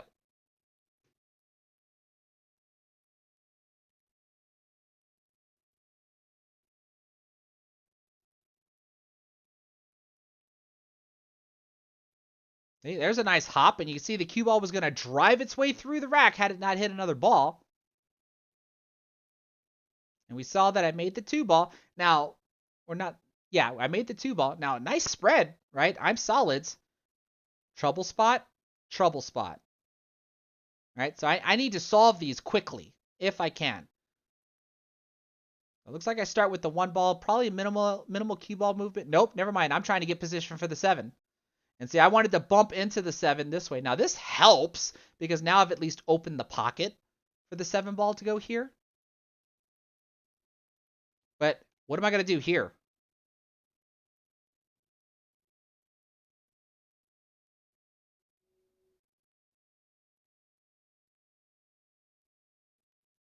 All right, so I play the 5. I have too much, yeah, right there. I have too much of an angle on the 6, so therefore I can't break out this 4 ball. So I think I think at this point I decide that my run is over. And this is another thing that I know a lot of players seem to struggle with. It's not going to do me any good to make these balls. Like I can make the 6. I can probably make the 6, get position on the 3, and then make the 3 and get position on the 7. But then how am I going to make the 7, break out the 4, and get position on it, and then, of course, get position on the 8? That's a whole lot of hard stuff to do. And I'm at least being honest with myself saying, like, I ain't doing that. That ain't happening. Right? So what am I looking at here? I'm looking at some sort of safety. All right, so it looks like I got some top spin. It's got to be some left spin on this ball.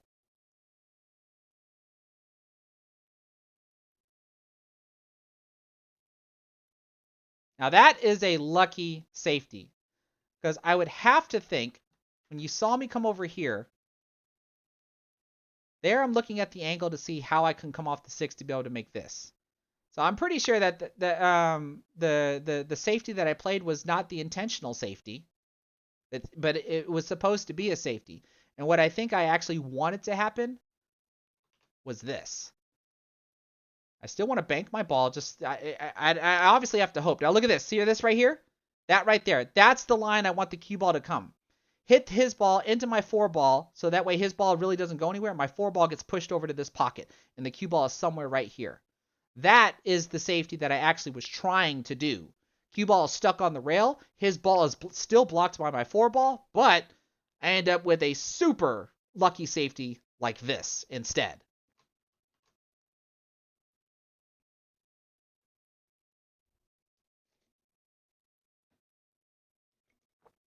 Jason Sanders, I could have banked the 6 at it.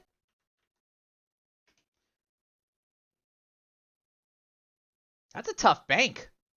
Like, I can clearly just make the 6 ball into the corner pocket, but trying to cut it so thinly to hit the side rail and come over here and hit the 10. Like, I don't remember if the 10-4 combination is on, but nonetheless, even if it was, aren't I risking tying the 6 up next to the 14 ball? I mean, that's certainly something I wouldn't want to do.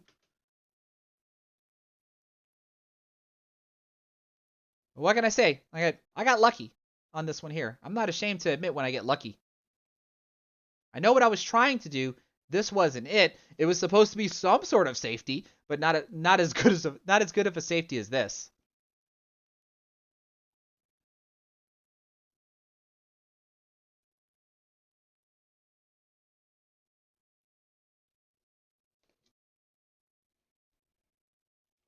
So it looks like I get ball in hand.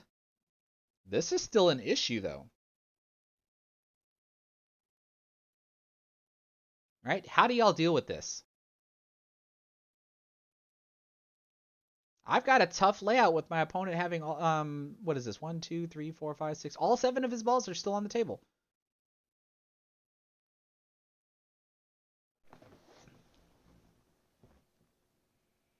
So you can see here, I'm going to try to break out the 4 by drawing off the 6. And you can see, failed miserably on that one there. So, again, since I can say to myself, can't run the table, gotta play some sort of safety. Gotta play some sort of safety. My opponent has an issue they have to deal with as well, so I would have to hope that they're not going to be able to run the table given their current situation as well, and eventually I will have the ability to come back to the table again.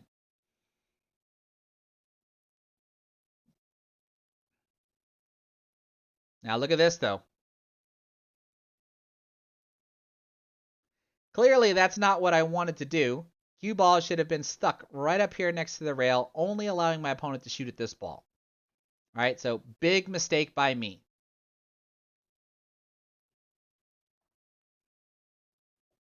Right, so now with my opponent having ball in hand, will he attempt to do the same thing? See, it doesn't look like it. He should be paying the most attention right here. This should be his number 1 priority.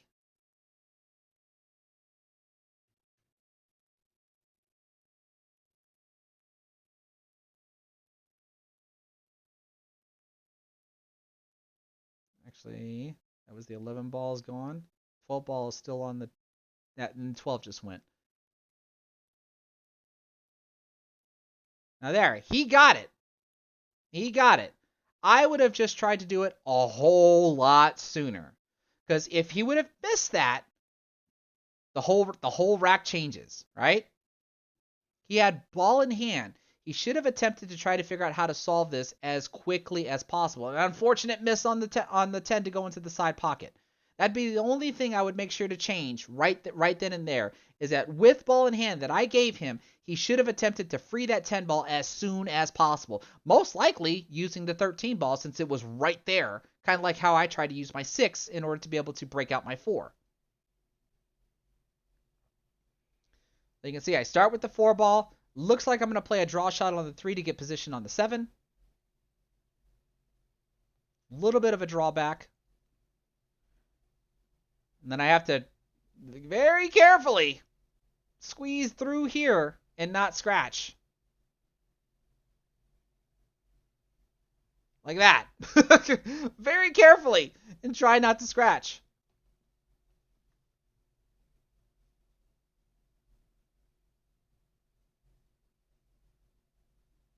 There we go. 3-1 lead. So far, so good.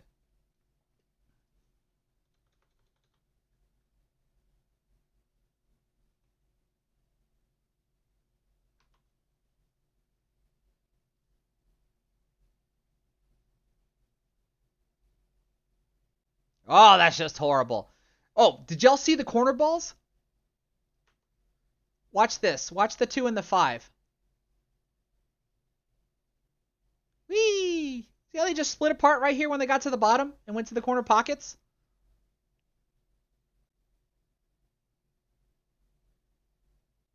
Boing! So the 2 and the 5 went down. Doesn't matter. It's an open table for my opponent. When you scratch an APA on 8-ball, you have to place the cue ball behind the head string. You can only shoot at balls that are past the head string. So the 2 and the 5 are down. 3, 4, 6, 7. Were there any stripes that were down? I see 3 stripes here. The 10, 13, and the 14, 11, 12. Where's the 9 and 15? There's the 9 and 15. So no stripes. Only solids went down. So at least here, right, my opponent's holding the cue ball in his hand. It looks like he's at least trying to dissect the entire layout.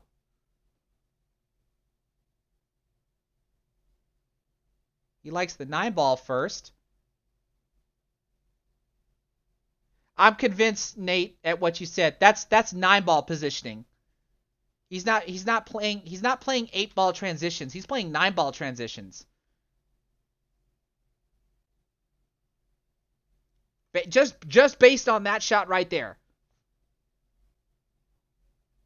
Because this is how you would play this shot to basically move for 9-ball. Like, I don't know. Like, I just think that there are just... I certainly would not be moving my cue ball like this on an opening shot. I think there is just easier shots to do, in my opinion.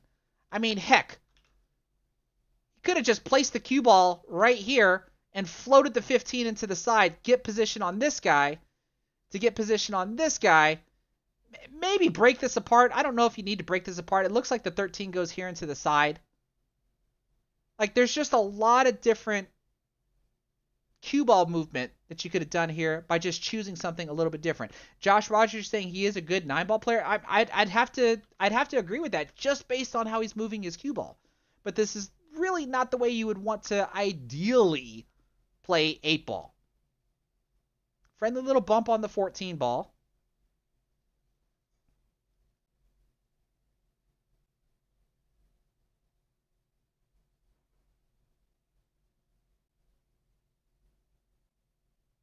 Whoops.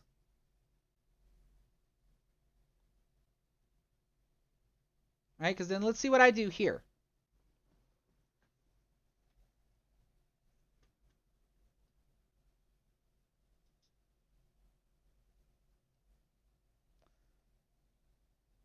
Looks like I'm starting with the 6-ball. Can't tell what type of spin I'm putting on the cue ball. Probably just stop. Nope, I drew back a little bit, so that's a little bit of draw there. Position for the 1. But do you see the difference between how I'm moving my cue ball versus how my opponent is moving their cue ball? And that would probably be the biggest advice that I would have to give to my opponent. Yeah, very little cue ball movement going from the 1 to the 3.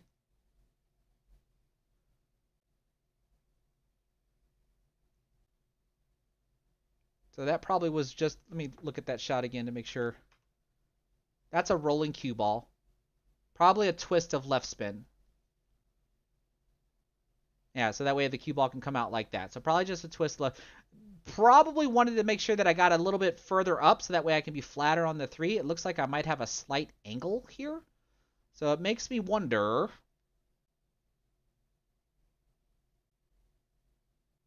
Or do I have shape on the 7?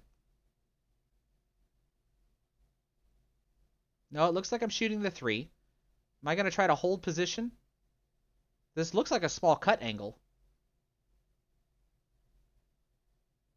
Oh, no, it's the 8. Look what happens when I try to do something. And of course, I get lucky. Another lucky shot. But that's the one thing that I always like to admit as well. Anytime that I try to do something heroic, right? When I really try to force a shot in, a lot of times something like that will happen where basically something goes wrong. Right? And the fact that I got lucky, okay?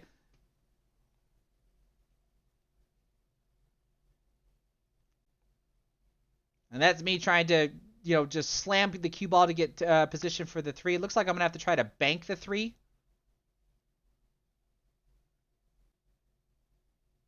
So that would tell me that my mistake was when I played the 1 ball, and since I didn't get as flat as I needed to be on the 3 ball. So that's me being negligent on where I actually want to place the cue ball. That had to have been a safety. I would have to think that had to have been a safety. I would think I'm not trying to... At the angle that I'm hitting that ball, I'm not trying to bank the ball. I'm not trying to bank that 3 ball down here. This had to have been a safety.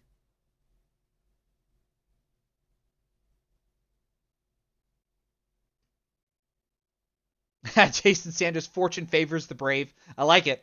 I like it. Now, you see what I mean? Look what happens. My opponent instantly comes to the table and just zones in on the 13 ball. Now, the 13 ball might be the ball to start with, but the point being is that, as far as I can tell, maybe I can go as far as saying he figured all this out while he was walking to the table. From his team table, walking over here. Maybe he figured it all out. But I would just tend to think like you come to the table, you look around, right? Look at the 11 ball. Look at the 13 ball. Heck, look at the 12 ball. Like, these are all possible shots, right? Which one is going to be the easiest one to start with? Let alone, what is the entire pattern everybody can see here? Right? Because as far as I'm concerned, this is the last ball. This is the key ball to play the 8 ball here into the side pocket. So what do? Well, this is where things get a little tricky, right? Because we want to play the 13 ball. Since we're coming into the 13 ball, we're going to hit the rail. So we're most likely going to get position on the 11 or the 10. Does that mean we have to play the 14 ball down here and hopefully not touch the 12? Not entirely sure. Let's see what my opponent does. All right, plays that. Do you play the 14 now since you're relatively close to it? He doesn't decide to. Plays the 11.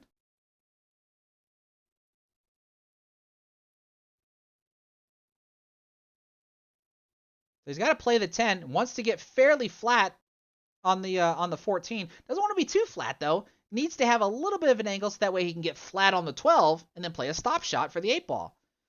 Not that though. I mean, he can still get out. I just don't think this is the way that I would recommend doing it.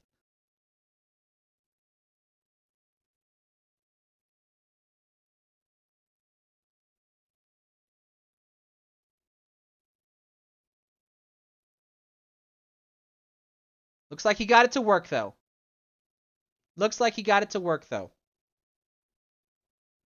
But do y'all see what I'm talking about? Like I said, how he just came to the table and just started shooting, starting with the 14 ball.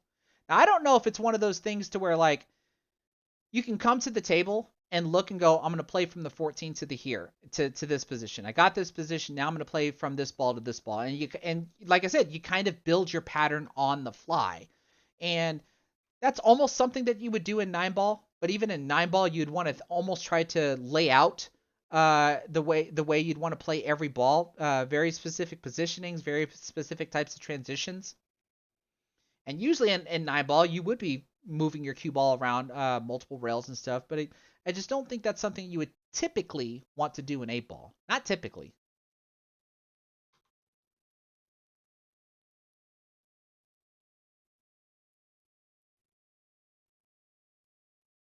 Very nice break with that one there. Looks like the 5 ball went down.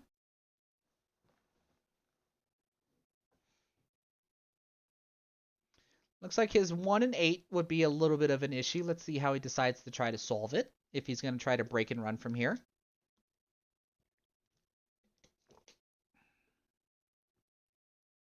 Going to start with the 7. Oh, misses the 7.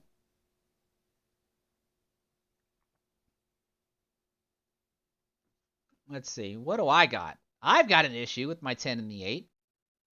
This looks like this might be an issue. Clearly, I can only start with the 13 ball. Roll the 13 in.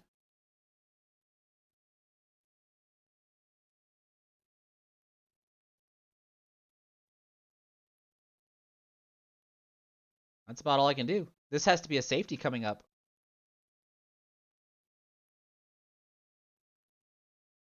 Nope, looking at the 9. What am I going to do with the 9?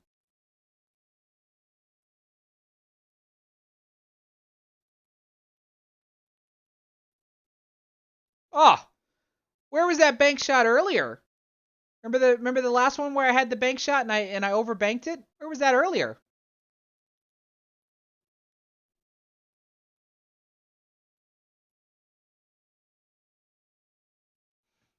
And I still have to think there's got to be a point where I'm going to stop.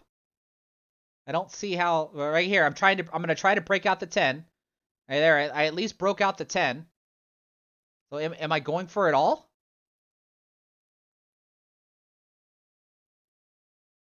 Play a stop shot on the 15. I have to shoot the 14 and break out, move this guy at the same time. And then where am I playing the 10? There's the stop shot. Or do I play this, hit the 12 so it hits the rail and comes out, while my cue ball stays somewhere over here? I would shoot the 12 over here into the side pocket.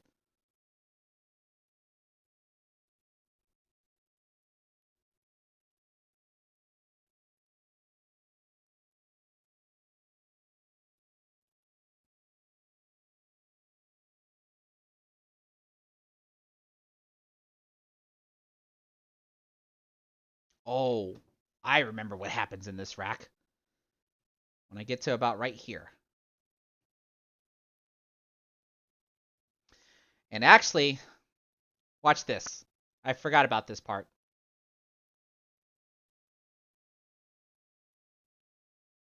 Get the 6 ball out of the way. All right, something that I did in the last match where I caromed my ball off of my opponent's ball to get it out of the way so that way I can make the 8 ball. Now, this is not the most ideal position that I would want to have as I try to transition from this ball to the 10 ball, because where can the 10 ball go? It can only go down here. So what does my cue ball have to do? My cue ball has to do this. Just for me to have a chance. I have to land somewhere up here just to have a chance. I could maybe try to run into this and then hope that my 10 ball lands in between the 1 and the 7. Like, that's high hoping as far as I'm concerned.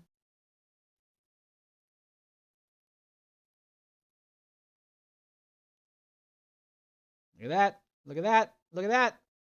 But I didn't get it. So what was I talking about right here? What do I do here? This should be familiar.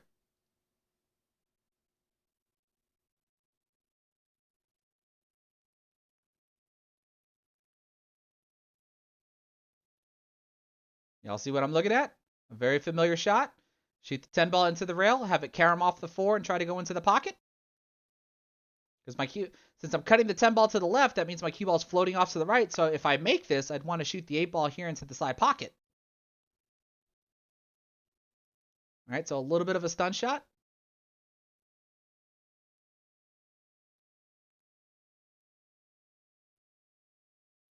But I missed the shot.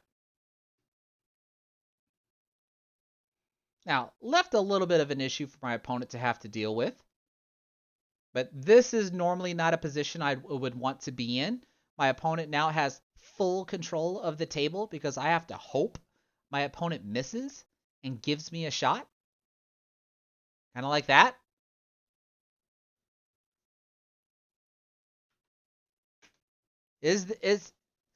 Do you attempt to play this shot? I mean, I don't see why not. My opponent just overcut the ball. I still kind of look at this as rushed. like just not taking enough time to really figure out what you're going to do, you may, like, you probably have to use the 7 ball to break out the 3 and the 4 at the very least. So does that mean you have to play the 1, get position on the 7, and then try to break out so that way your 2 and your 6 are your backup shots? Or because of the way this ball was going, you saw he ran into the 8 ball. Does that mean he has to take out a couple more shots before he attempts to do this? Or since I only have 1 ball left on the table, like there are a lot of safety opportunities that I see at this point. The question is just, do you play safety or do you play aggressively here and go for the 1 ball like he did? Right? Had he not overcut the ball, I don't know if he would have hit the 8 ball or not. That would be up in the air.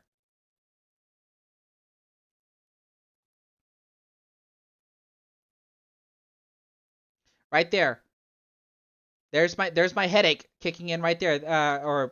There's me showing signs of my headache. That right there, because I'm doing. You can't see my left hand, but I'm doing this. And I'm pretty sure you're gonna see something like that again. I think by what are we on? We're on rack 6. I think by this time I've eaten, but I don't think I've taken any Tylenol yet. Now the 10 ball, I try to cut this ball in, float around the 7, 8 ball in the side pocket. It's a shot that I'm fairly comfortable at doing. And that allows me to get on the hill.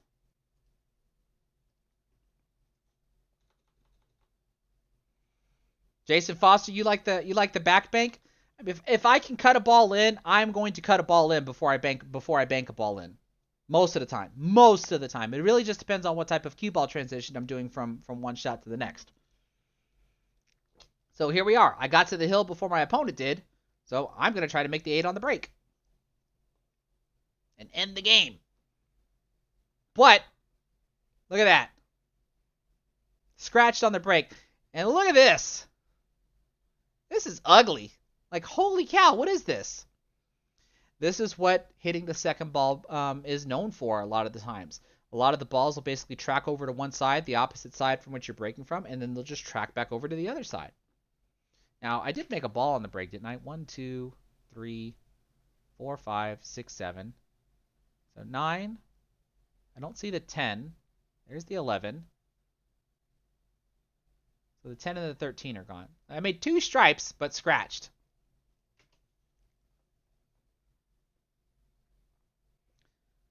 So my opponent wants to take stripes.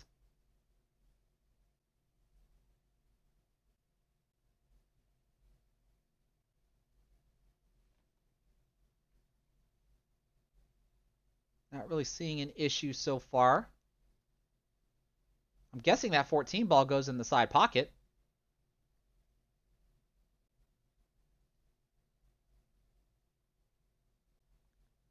Ah, you see this? You see this? Why is he just now looking at it? All right, look at this. Takes his ball in hand. Looks at the 12. Immediately starts with the 15. Okay.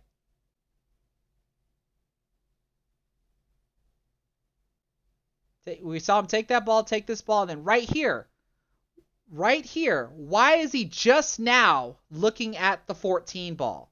That should have been looked at long before he started. That would be the most helpful thing that he could do for himself. Because if it didn't go, his whole pattern changes.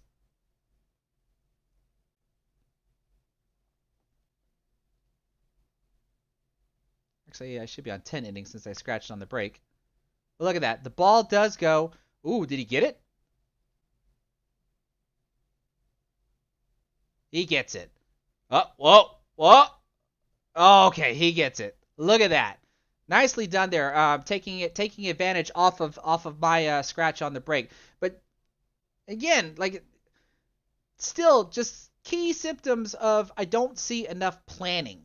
And the fact that he had to pause to go make sure that the 14 ball went before he shot that last shot proves my point. So I would definitely want to advise my opponent to do a little bit more planning.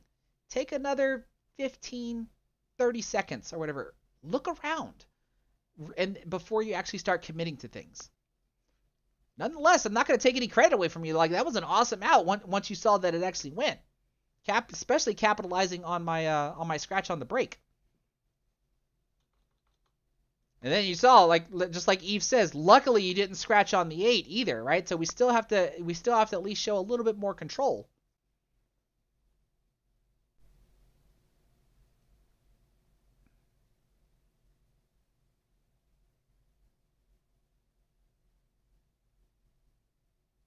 Look at his break. His break's a lot more cleaner. Look at the balls all nicely spread out. 1, 2, 3, 4, 5, 6, 7, 8. So he's stripes. 9. It's like the 10 ball's gone. 11, 12, 13. Yeah, just the 10 ball. I don't really see any big issues here. Starts with the 12. This is a good ball to start with. Tries to play it off my 7. That was smart. Look at this. Yeah, he's out. I think he's out from there. Had that 12 ball would have fell, he would have been out.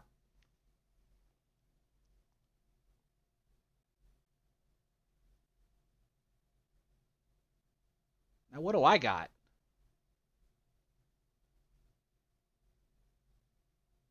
What do I got?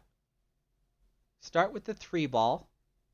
Am I rolling the cue ball for the 6? Well, I don't roll the cue ball, but I play position for the 6.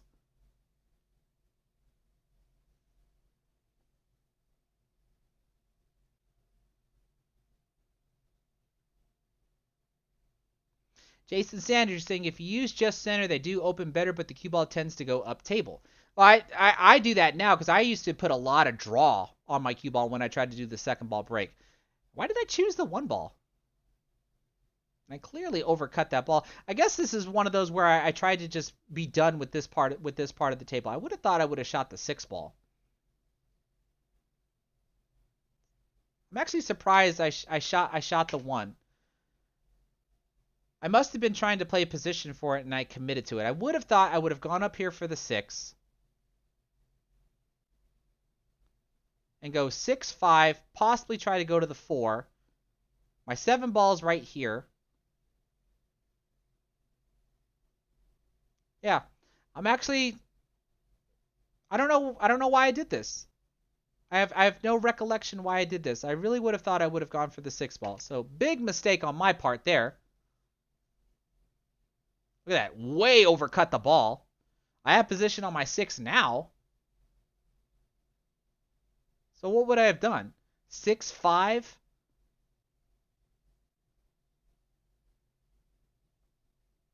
What would I have done?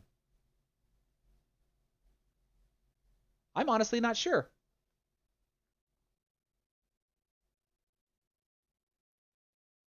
Uh-oh. Well, tried to go for another combo and just didn't hit it hard enough.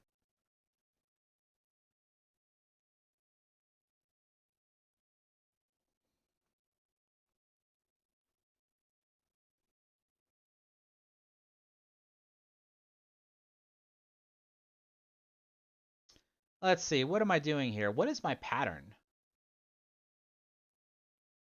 Start with the 7. Roll down for the 1. From the 1 to the 6, I would think. All right, that's fairly natural. These are just rolling cue balls. Oh, I put some spin on that. Why did I do that? Because am I gonna shoot the 4?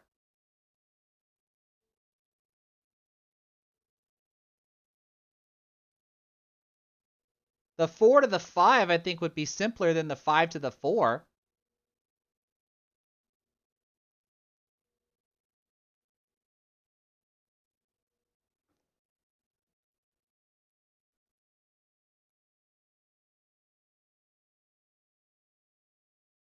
Nope, looks like I'm committing to the 6.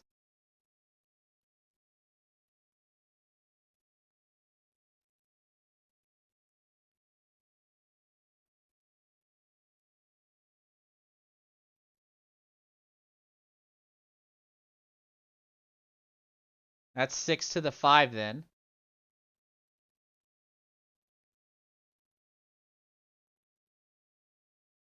Am I going to 2-rail this for the 4 or the 2? Oh, I tried to. Oh, does this shot look familiar? This should be a familiar shot.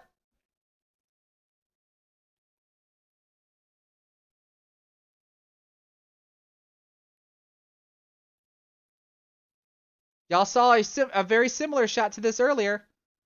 And look at that. But at least that one I bobbled, right? And I didn't try to release the cue ball. Now I would have had a terrible back cut shot on the 4 ball, but do y'all recognize this shot? Very similar, but instead of trying to flare the cue ball 3 rails, I tried to at least get it to the side rail and then come back out. But that one I at least bobbled. So I didn't really try to be a hero on that one, but to me, like that's a run out that I should have had, but I messed up. So gently roll the 11 ball into the side pocket, automatically get positioned for the 14. Makes me wonder, what is my opponent going to do here for the 13? He's going to break it out. Nicely done. No issues there.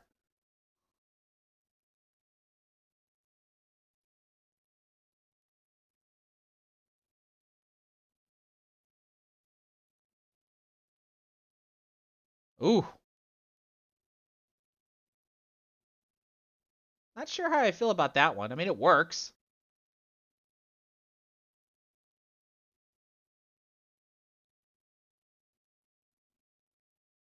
Yeah, I mean, I guess it works. Go back and look at that again.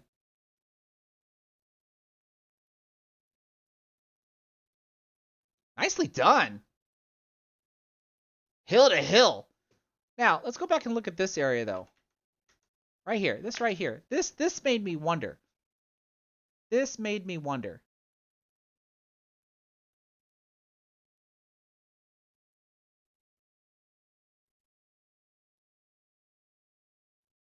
I kind of feel like I would just go ahead and shoot the 13. We saw how he played position from the 13 to the 8. I guess this works. Maybe not. Maybe this is fine. Hey, Jason Foster, thanks for stopping by. You have yourself a good night. Maybe this is fine. Maybe I'm just being a little too nitpicky now. Because like the only thing I'm seeing is this. Again, just minimizing my cue ball movement. I have a slight angle, which means the cue ball can hit the rail and come over here, play the 9 ball into this pocket, roll forward, and play the 8 like that. Like that's what I'm thinking. Again, just minimizing my cue ball movement. Whereas he minimized his cue ball movement here, but then he didn't minimize his cue ball movement when he played this. Like to me, I think that's the only difference that I see here. Roll this ball in, because it goes in. Come up here, roll the 9 ball in, roll forward, and roll the 8 ball in.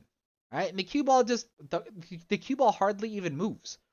Right? Which is always good because, like I said, there's more than one way to do some sort of run out. You know, maybe there's some people that are watching like, you know, what am I talking about? Like the kid got out. Like, so what's the difference? There's nothing wrong with getting out. I would just wonder how many times could he do this? And I honestly don't know if my pattern here is even feasible, but I think it is. Like I don't see why not. Jason Sanders saying maybe he was worried about getting hooked behind the 4. That's certainly a possibility. But I mean, if you just roll this ball in, once it hits the rail and bounces out, I don't like that's a pretty thick hit on the 13 ball. It's not like you're thinly cutting the 13 ball in. I just don't really see so much danger in doing that. I see it as a potential danger, but for a skill level 7, as in itself, I would expect. And we've seen the way he's moved his cue ball around, right? He's been doing a lot of cue ball movement with good control, but every once in a while just getting a little bit of out of control. So I don't know. Like obviously there's nothing wrong with what he did. I just can't see if there's anything, you know, past doing something like this. Like that's what I see. Said he could shoot the 9, stop, and have the cue in the same spot for the 13 and minimize the cue ball movement. So you're talking about drawing a little bit instead of just stopping the ball, maybe. That's a possibility. Marilyn Moore, you have yourself a good night. Thank you so much for stopping by. Now, nonetheless, like I said, it's a good out by my opponent. And we are hill to hill. Who's going to win, folks? Me or him? You can't be biased and just say me. I've shown matches where I've lost.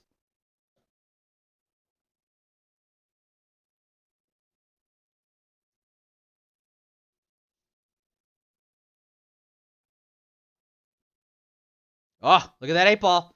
Look at that 8-ball. And look at this. Cue ball is in the center of the table. I'm in trouble. All right, what did he make? Let's have a look. 1.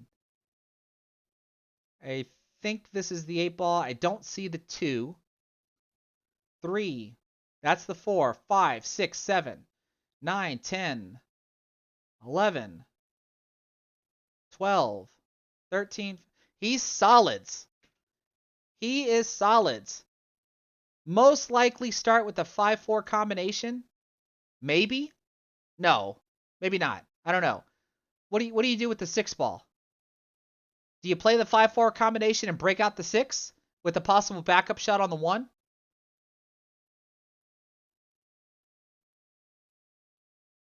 Uh-oh. Oh, well, what do we do here?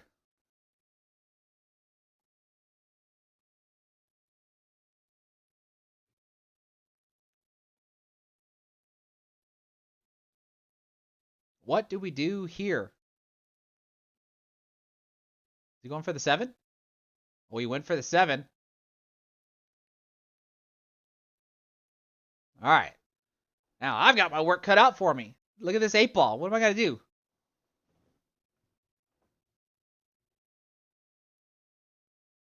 What do I do here? Looks like my only opening shot is the 14 ball. That's going to break out the 10, which breaks out the 6. I don't know if I want to do that. Right there. See, there it is again.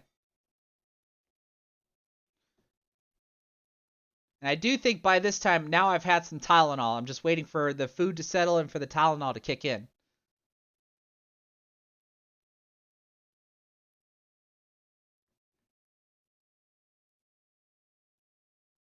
All right, looks like I'm going to be playing the 14 ball. Am I going into that 10? Looks like I might be. A little bit of draw. Oh, I avoided the 10. I've got the 9 or the 11. I don't think I'd play the 11. I'm too close.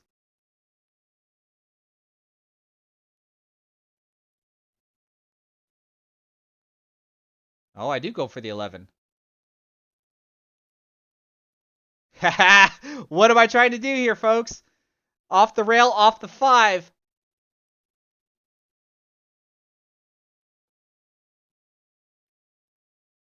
I went for it. I went for it. Is that going to cost me? I went for it.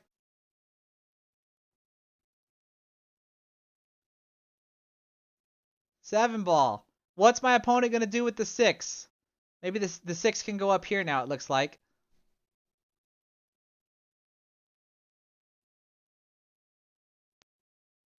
Three ball down. Cue ball flares 3 rails around. Looks like he has position on the 5. Since I knocked the 5 loose after doing what I did. Plays the 5. Gets position on the 1. How do you get position on the 6? Oh, he's thinking maybe he can shoot it through the 10 and the 9.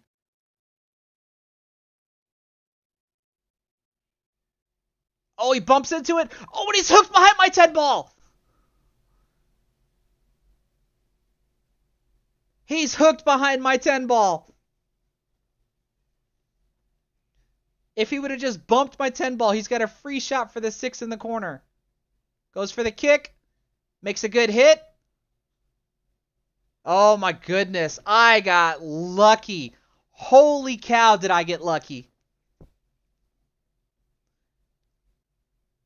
What do I do from here, though? Backwards Billiards, how's it going? What in the world do I do here?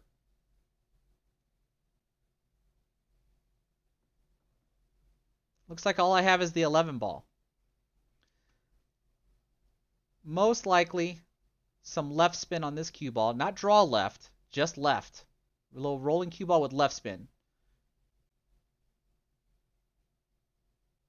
All right, that gives me position for the 12. I clearly did not want to be this close to the 10 ball. So now this is the same position that I was in earlier that my opponent is in.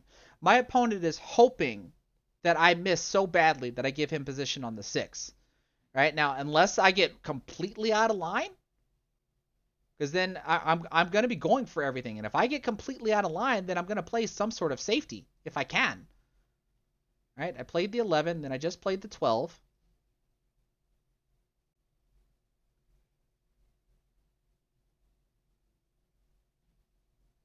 I would think I want to play this ball here, because here's where I might have a little bit of 9 ball thinking. Yeah, this is the ball that's next. This is with top right spin. As I 2-rail out of the corner, land somewhere right here for a position on all 3 of these balls. Ideally, this would be the next ball that I want to shoot at. All right, so I probably wanted to come down a little bit farther.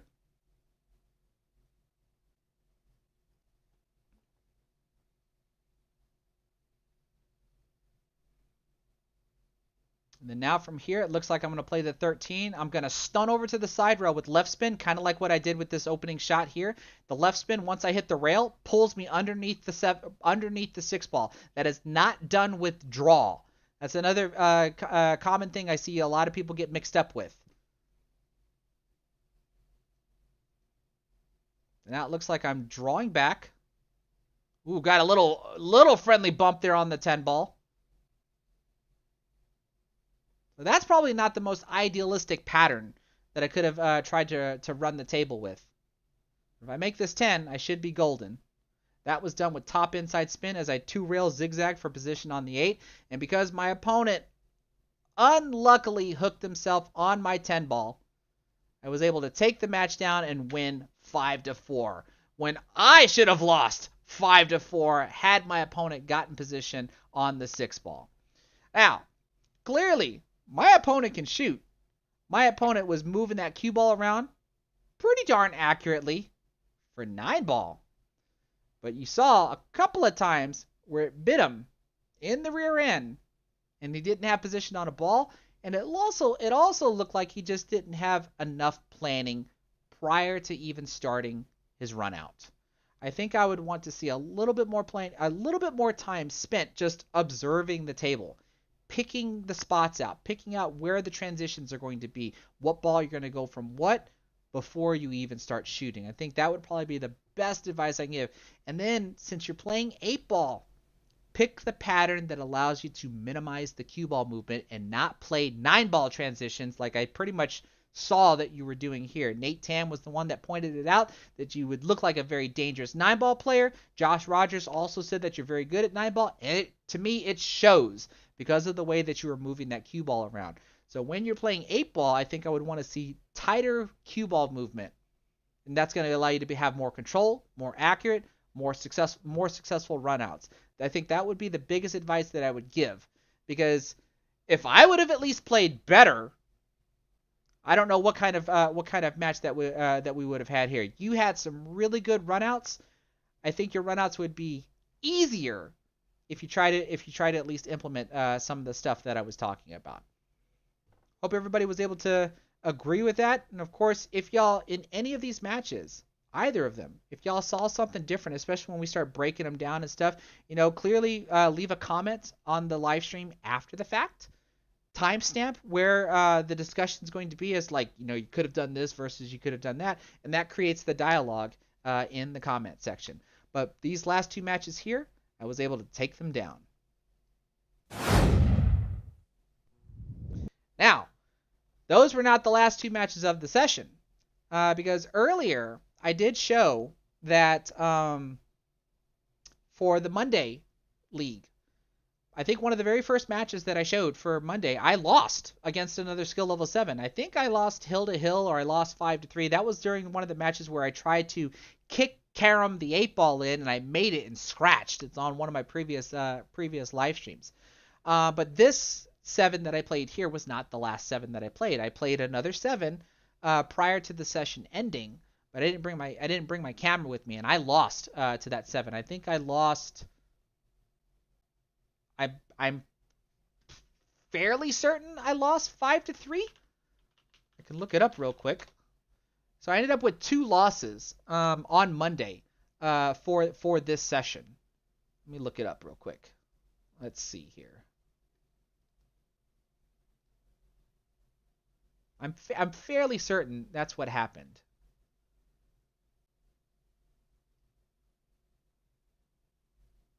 Nope, I got to the hill. I lost 5 to 4 on the last match of the session. So I had 2 losses for this session for Monday. On Wednesday, I played a total of 5 matches and I won all 5 of them, but I lost in the playoff match. When we got to the playoff finals, that was the only loss I think I took was in the playoff finals. I think I got beat 5 to 3. It was either 5 to 3 or 5 to 2 on that one, and that was up against the other 7 that I've shown on my channel numerous times. Where I think I at least beat him the last 2 8-ball matches that I showed, but for the final playoff match, he was able to beat me. So that pretty much wraps up everything for the summer 2022 session. We're about to begin the 2022 fall session here starting on Monday. So I am still playing on both Monday and Wednesday. So usually by the end of the week, provided of course that my opponent is okay with me sharing these matches on YouTube, we should start seeing some more APA matches here, usually tailoring off towards the weekend. I'm still trying to do my road to 100 in straight pool, and I'm pretty darn excited to be able to show y'all that I've got the audio in a much better position to where you can hear me a little bit better when I'm out at the table. It'll still sound echoey until I figure out how to fix all of that, but you should be able to legibly hear me without having to turn your volume up, without me having to shout or whatever. So I am going to be looking at trying to stream some straight pool here soon before I do another one of these matches here. So unless there's any questions, I think I'm pretty much going to wrap things up for the night. I've been streaming for almost 3 hours, which is usually pretty normal for me doing two matches. Does anybody have any questions before I wrap it up?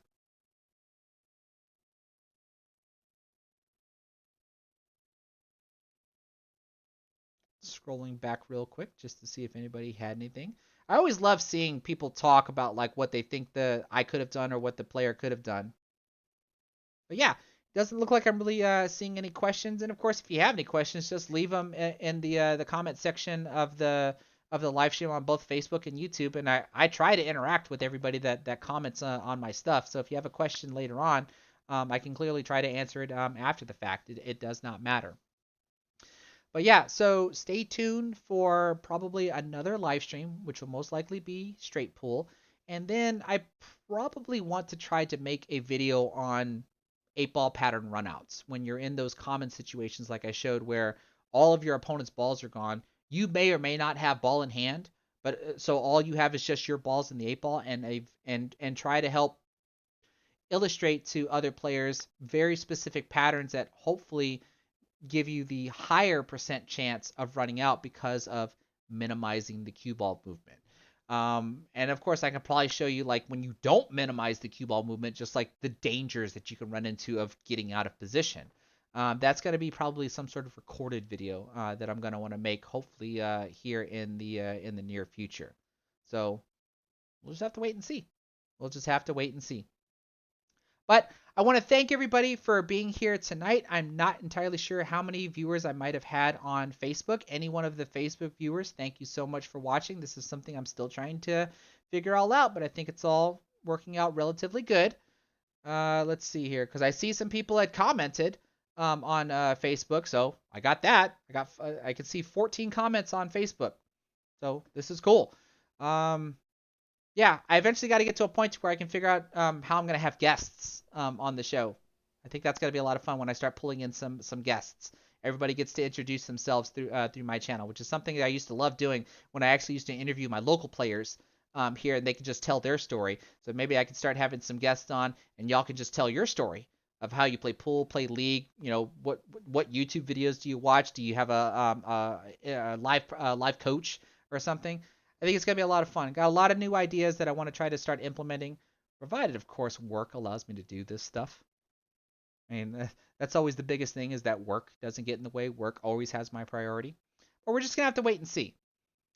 And I definitely want to figure out how I can try to highlight comments again, or maybe I just have to put comments back on the screen. I'm not entirely sure. But I'm done bantering, everybody. Thank you so much for being here. If you're new to my live stream, please either consider following my Facebook channel, my Facebook page, or at least subscribing to my YouTube channel. Of course, maybe at least do both. Give this stream a thumbs up, and of course, share this stream around so that way hopefully people can find this stuff after the fact. And of course, maybe help learn. Because problems that I struggle with or problems that my opponents struggle with, I'm sure other people probably struggle with as well. So the things that we talk about here, the things that I read in the chat and that I commentate on, not only help me, but hopefully help y'all as well, so that way we can all improve our game. So until next time, everybody, take care and have a good night.